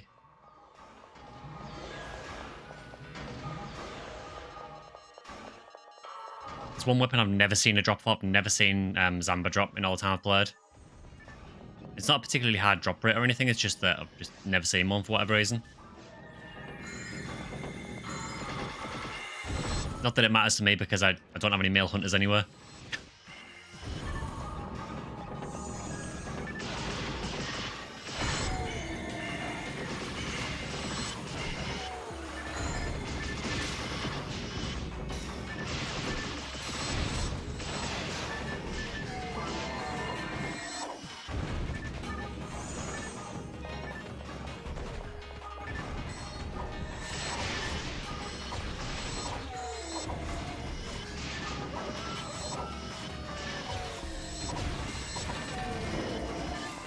Create a Zerg sword S-rank and named Zambo. I did actually have a Berserk S-rank sword on the Sega servers. Honestly, I wouldn't recommend it. Oh, no worries, Minsk. Yeah, I wouldn't recommend it just because you don't really get any benefit out of using Berserk on an S-rank. Obviously, you can't have hit on an S-rank either as well, so I found that with my Honeywell, I would just miss the special quite a lot anyway. While it is very strong when it hits, you are better off just going with like a Berserk Caliber or a 384 Flowers for Spirit or something like Zamba instead. Zambish.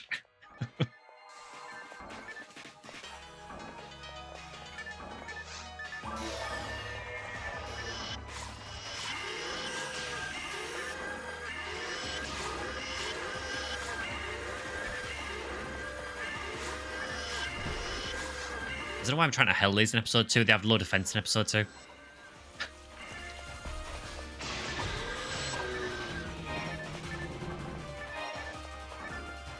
Oh, someone's got a big drop.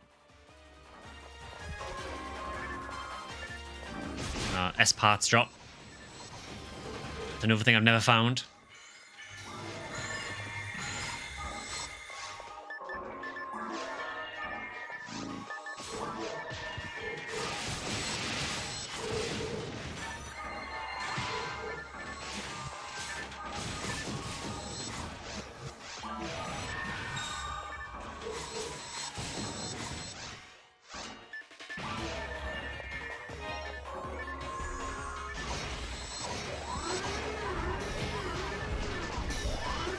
That's a nasty spawn, that.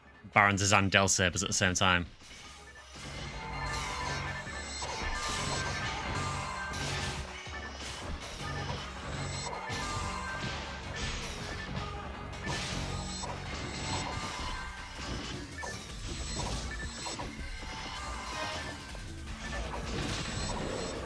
Did anyone else get mauled by the Del Sabers in offline challenge mode? Yeah, they were just there to make your life miserable. Yeah, the Del Saber jump scare.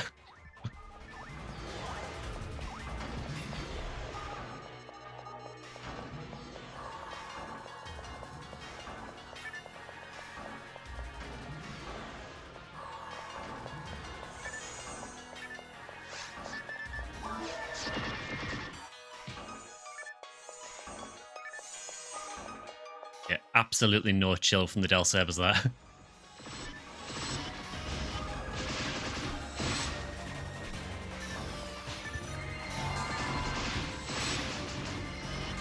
Yeah, I'm here to fight my friend, not monsters. Must admit, the surprised me as well. I didn't realise that they would still put enemies in the maps in battle mode. Can't remember if they were there online as well. I never really did a lot of battle mode online, to be honest.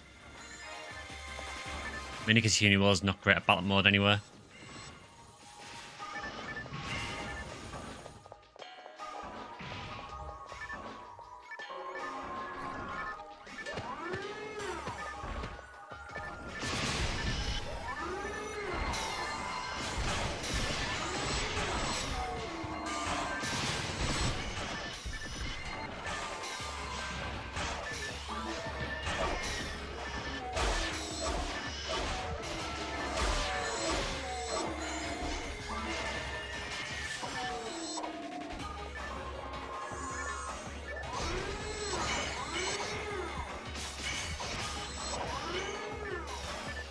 It's not too bad when you can crowd control the Baronses and freeze them as soon as they spawn, but if you let them get going, they just become a nightmare.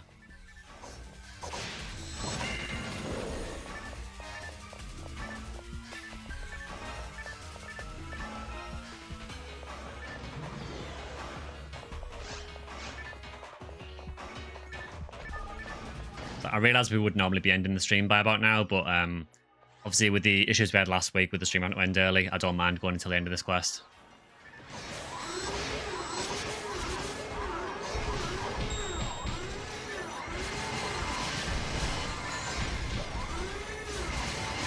I see we've hit the Baron's room.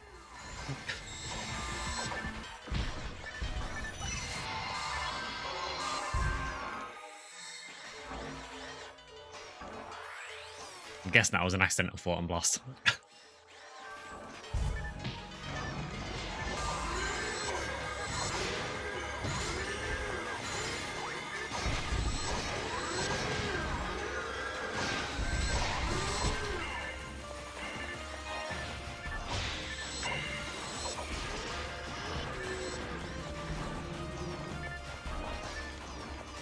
It's a great quest this if you're hunting anything from Spaceship Del Sabers or Barons. It's really, really good.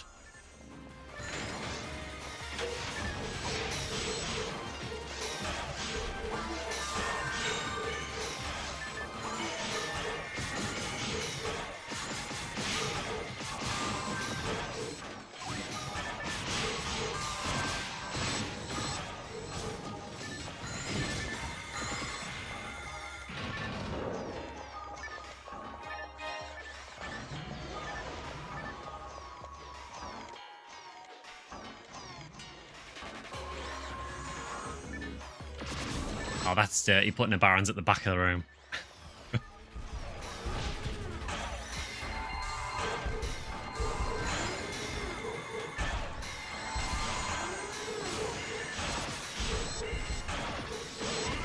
I'm very awkward to deal with when you can't actually get in the room to fight them.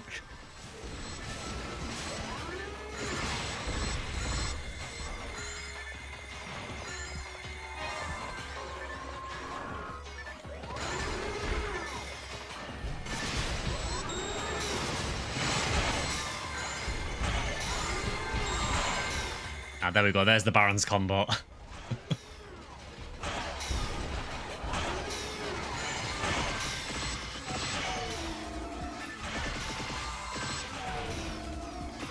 It doesn't tend to happen offline, so offline you'll usually have a little bit of a... You have a tiny bit of a grace period offline, so usually you won't get hit as much.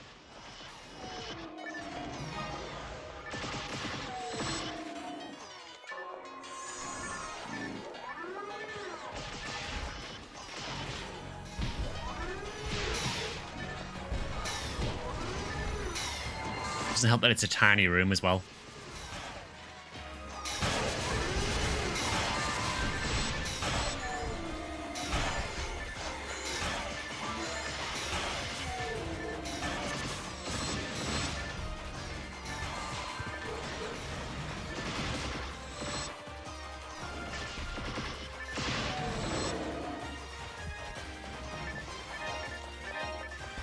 It can definitely be quite a rough quest this if you're, particularly if you're low level.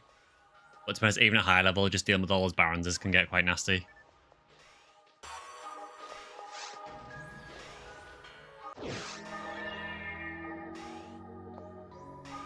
Good news is now we've got no more Barons. Yeah, get off the phony Del Saber, exactly, yeah. It's crazy that they're actually coded to do that.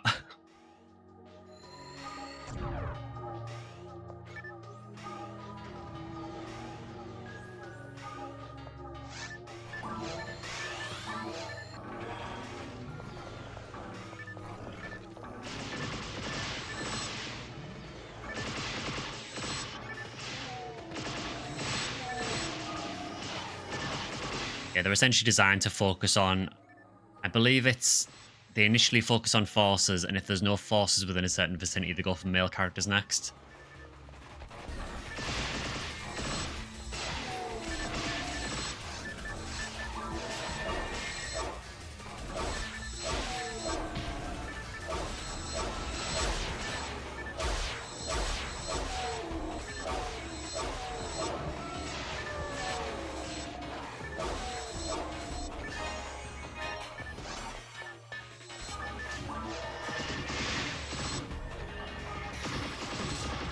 So we do still have Dale Sabers in this block, just no Baronses anymore. Unfortunately, the Baronses get replaced by Grand Sorcerers, which I'm not sure is any better.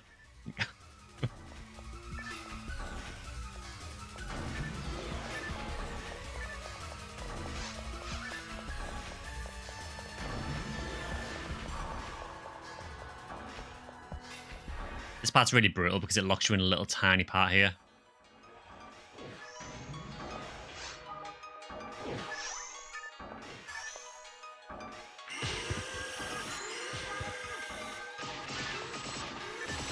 Minsk's on their way, just saw their SD. Insider knowledge. Yeah,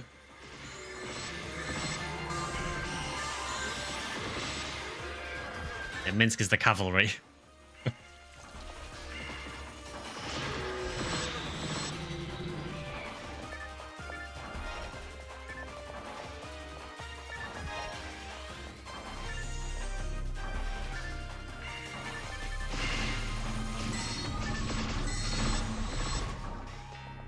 Beat you to it again.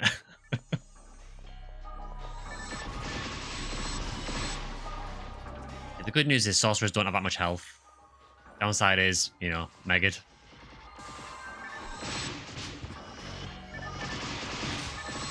Oh, you're picking off a couple of stray Barons. Oh, we must have missed some. Well, save me a day, like Scarf, it drops.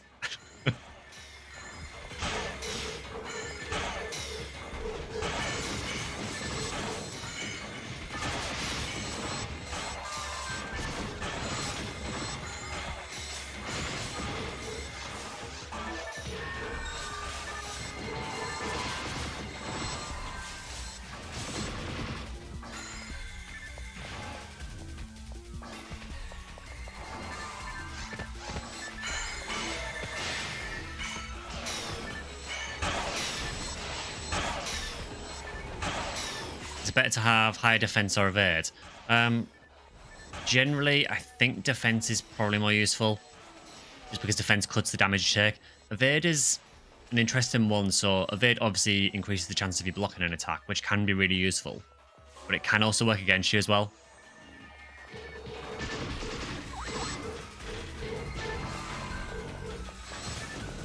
So the main downside of having really, really high evade is that you can, if you get blocked in, you'll just continually block over and over again.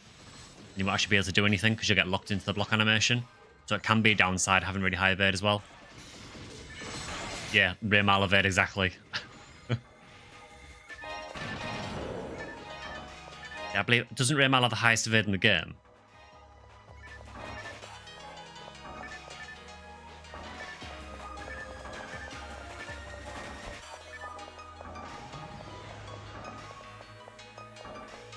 Having said that though, base player, I wouldn't really recommend using defense or evade materials too much.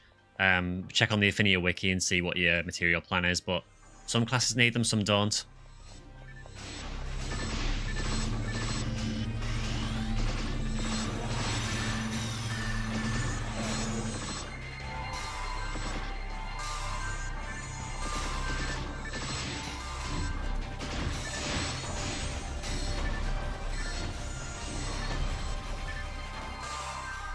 Thought I'd move there just because, you know, I had a feeling that one of them was going to do Megid, and in a dark room that's kind of a problem because you can't see it coming.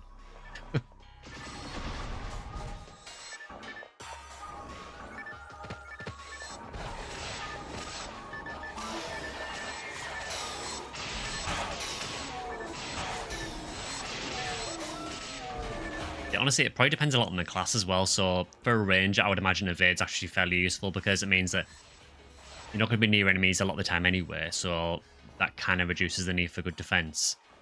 And if you do get caught out, then you're more likely to block it. But yeah, there are definite upsides and downsides to both.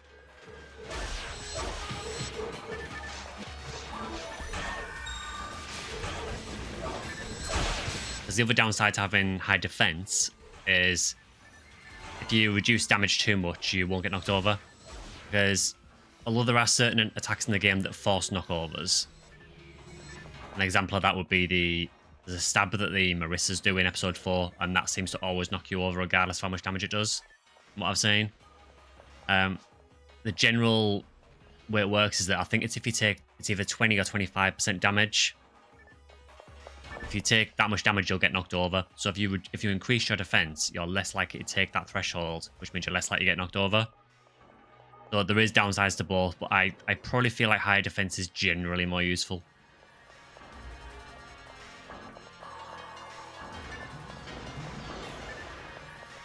You can totally be fine with high evade. It's just that you do need to watch your positioning a lot more.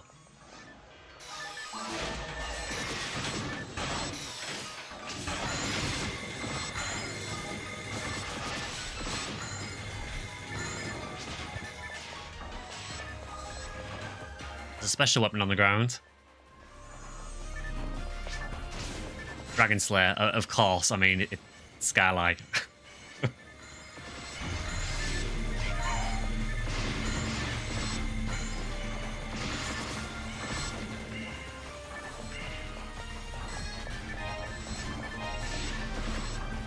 I mean, it wouldn't be a Skylight game without a Dragon Slayer or a Justy dropping, really.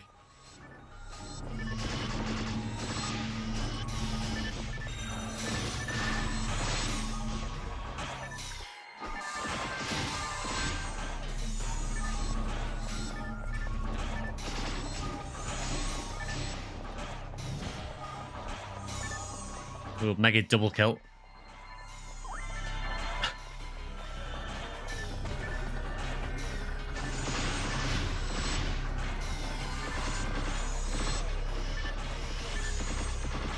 Maybe the last survivor. Last survivor, it's a shame because it looks like a really cool weapon. Like, I really like the design of that weapon, but it's just so weak.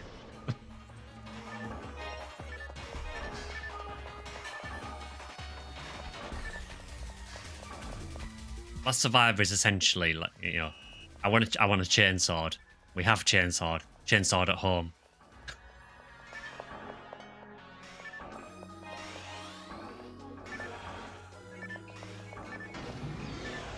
I've got our backup again.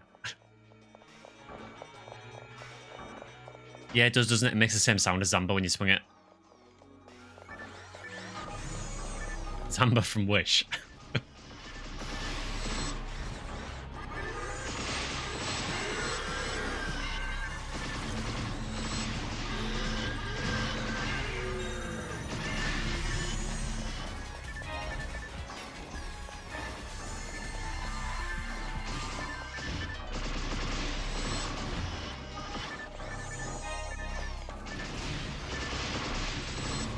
It really does like the sorcerers in this block.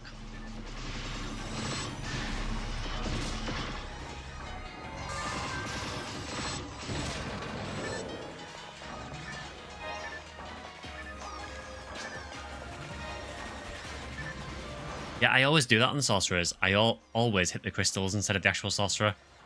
I just seem incapable of hitting the sorcerers first time.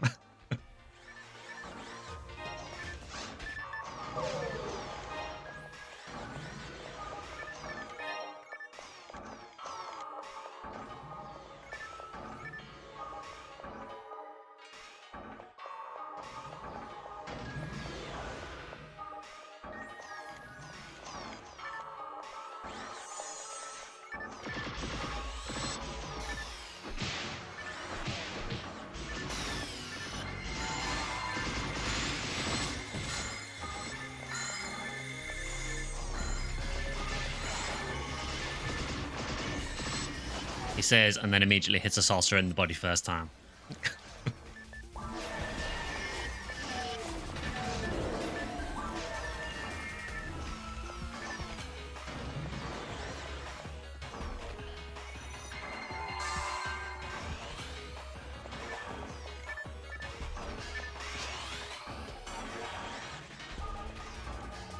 I have 236 base ATA. Yeah, that's a lot more than I have.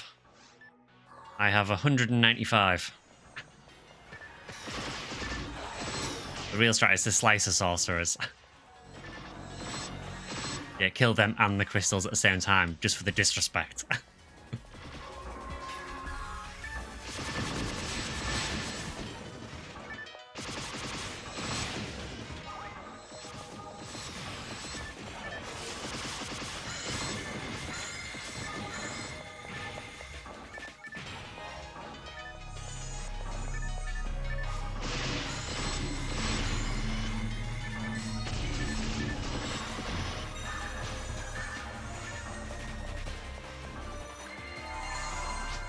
if you discover Brave and everything and play at 1 HP, all you have to do is keep hitting.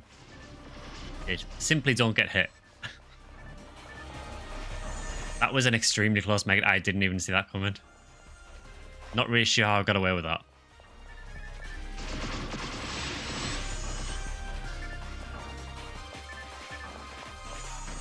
If you had an attribute, which would it be?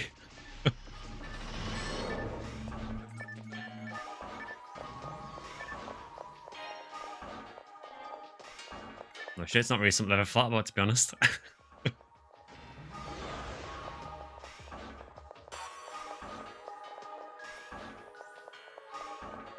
Whereas British probably falls under Altered Beast.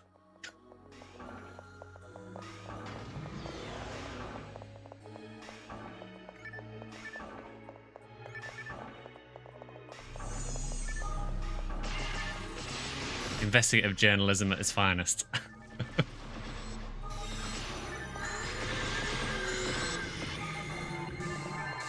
A bit harsh.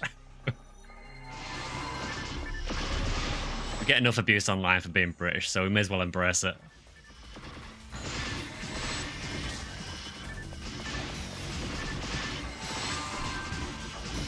You'd be a beast because you feel useless in episode 2.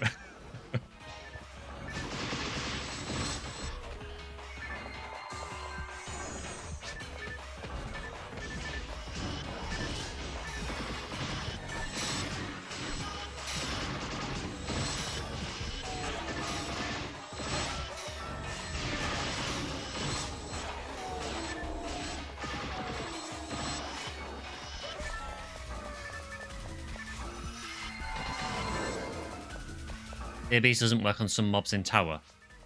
Yeah, I've heard that before. I think, is it some of the Merrick Carols where it's bugged and they, for some reason, don't take the increased damage?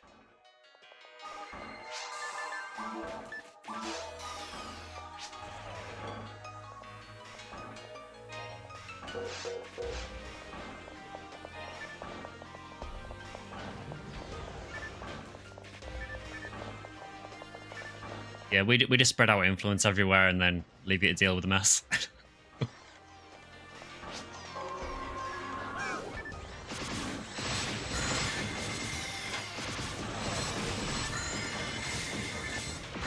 You 1/8 Irish, so I guess you're an A-Beast Dark Hybrid.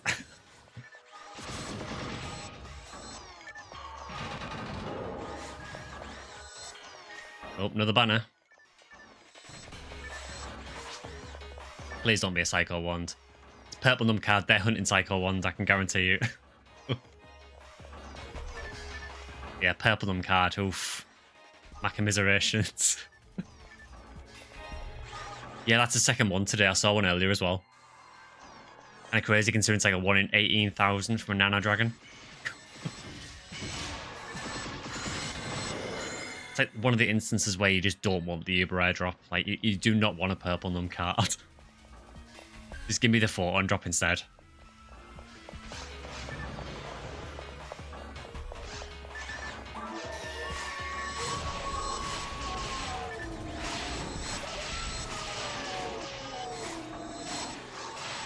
Yeah, I'm guessing they're running Psycho Wand because the quest that I run for it has a few Nano Dragons in it as well.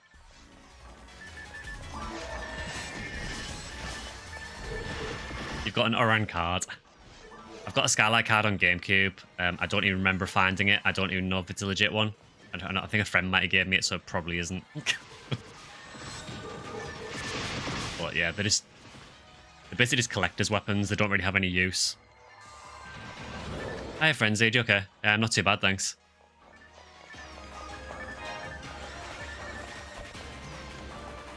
We'll only be going for a little bit longer. We'll probably be ending just after this run. But there will be a full VOD up as well once the stream ends.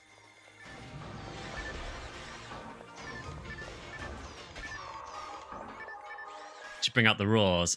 Oh yeah, the Amar roars.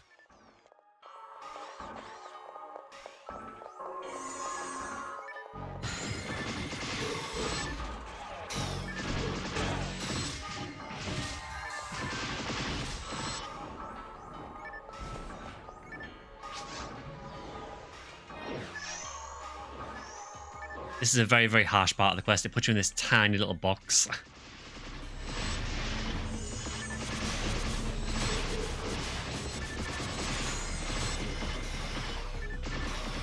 Especially harsh when it starts spawning sorcerers.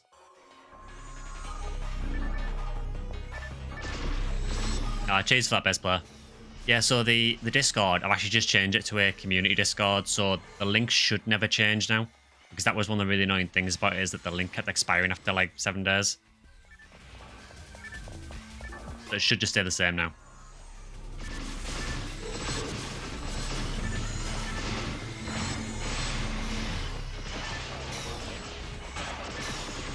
True up 2 jail. Been playing like nobody's business the last 2 weeks. Yeah, once you get sucked into PSO, you're here forever. You can never leave.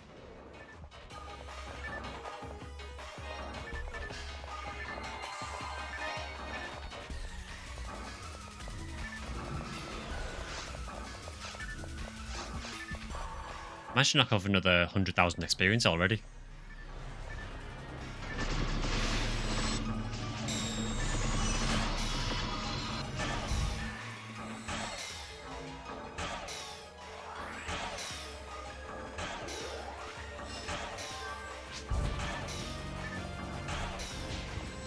Yeah, I boosted it as well. I've got no idea why, but I did anyway.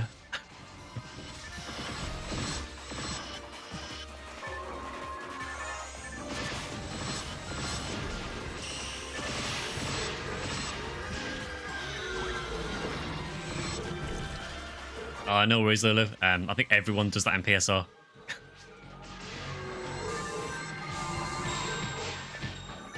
This does not feel like a good place to be.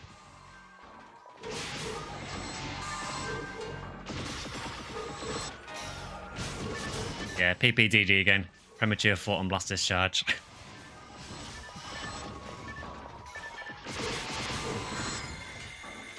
Addition to make Lila restore TP.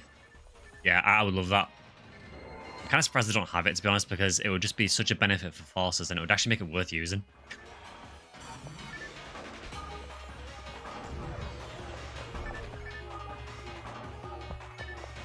I think it's just the end. Yeah, because I think that's a troll warp, isn't it, if I'm rightly?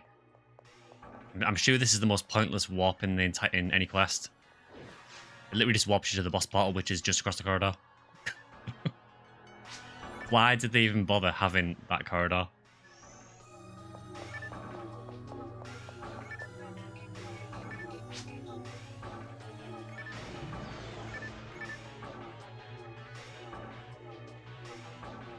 Yeah, I mean, at the moment, I think the only use I can see for Layla is potentially for androids to restore their HP without using a mate, but it's such a limited use.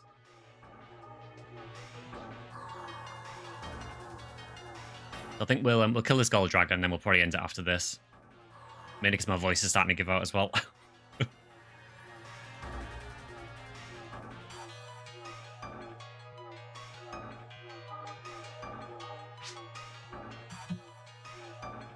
Yeah, I think offline it does have 2 portals, I think, if it ends like this.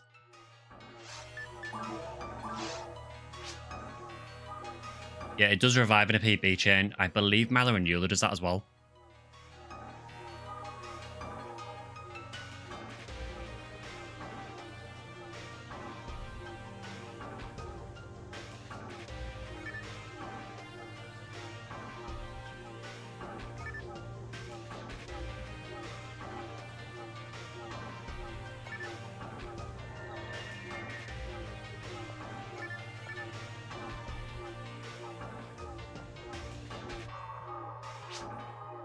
The distant low render on your right. Alright,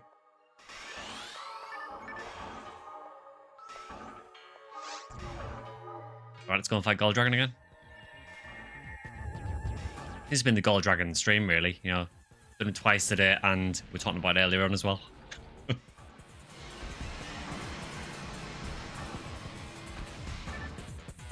Again, another enemy I don't really want the rare from, because I don't think anyone really wants a Mazer Beam.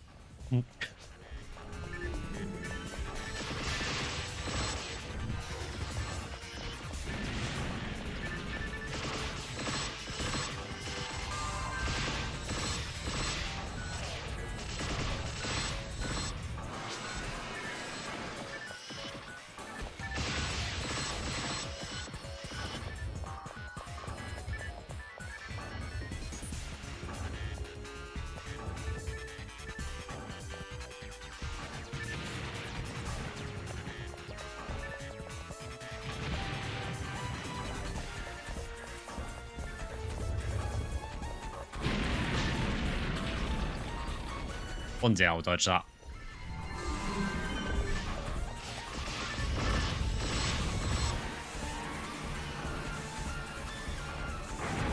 Yeah, pretty smooth.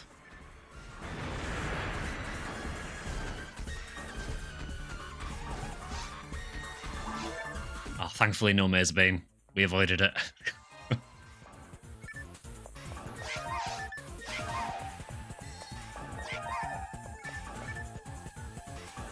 Hopefully everyone managed to avoid the maze beam drop.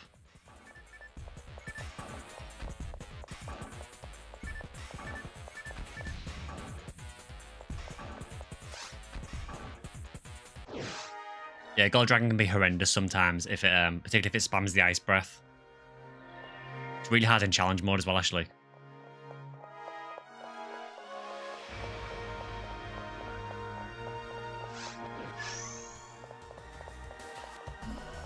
So just going to hand this quest in.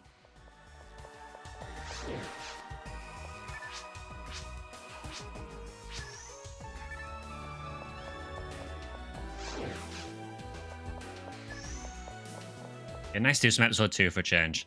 So, like I mentioned at the beginning of the stream, I think next week we might try and do some episode 3.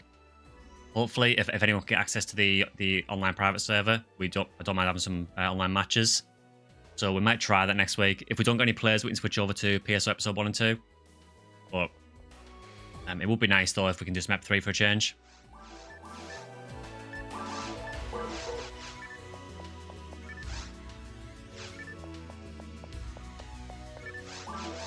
And then maybe in a couple of weeks we might try something else on stream as well. So maybe some Monster Hunter for a change, just to mix up the channel a little bit. I want to keep the videos mainly to Phantasy Star, but I'm not against playing other games on stream as well.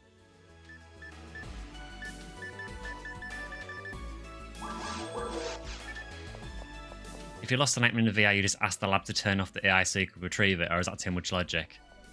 I clearly didn't think of that. To be honest, they're offering me money to go and get it back for him, so... But you would think your hunter would just think, well, yeah, can't you just turn off the AI?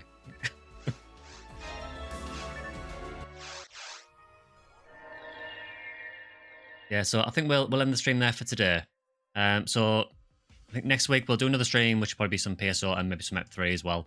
There'll be NGS stream midweek, and again at the end of the week there'll be another PSO video as well. So we'll end things there for today. If you've enjoyed the stream, please consider liking, subscribing, or joining as a member. And thanks for everyone who subscribed or joined as a member today as well. You can also follow me on Twitter or X at SectionSkyly. I tend to post on there whenever I'm going live. We do also have a Discord as well that you can join as well, which I'm sure Baseplayer can drop the link again. It is also in chat as well already though. Yeah, thanks for joining everyone today, and hope to see you guys maybe next week for another stream. Have a good rest of your good weekend, and hopefully have a good week. See you guys.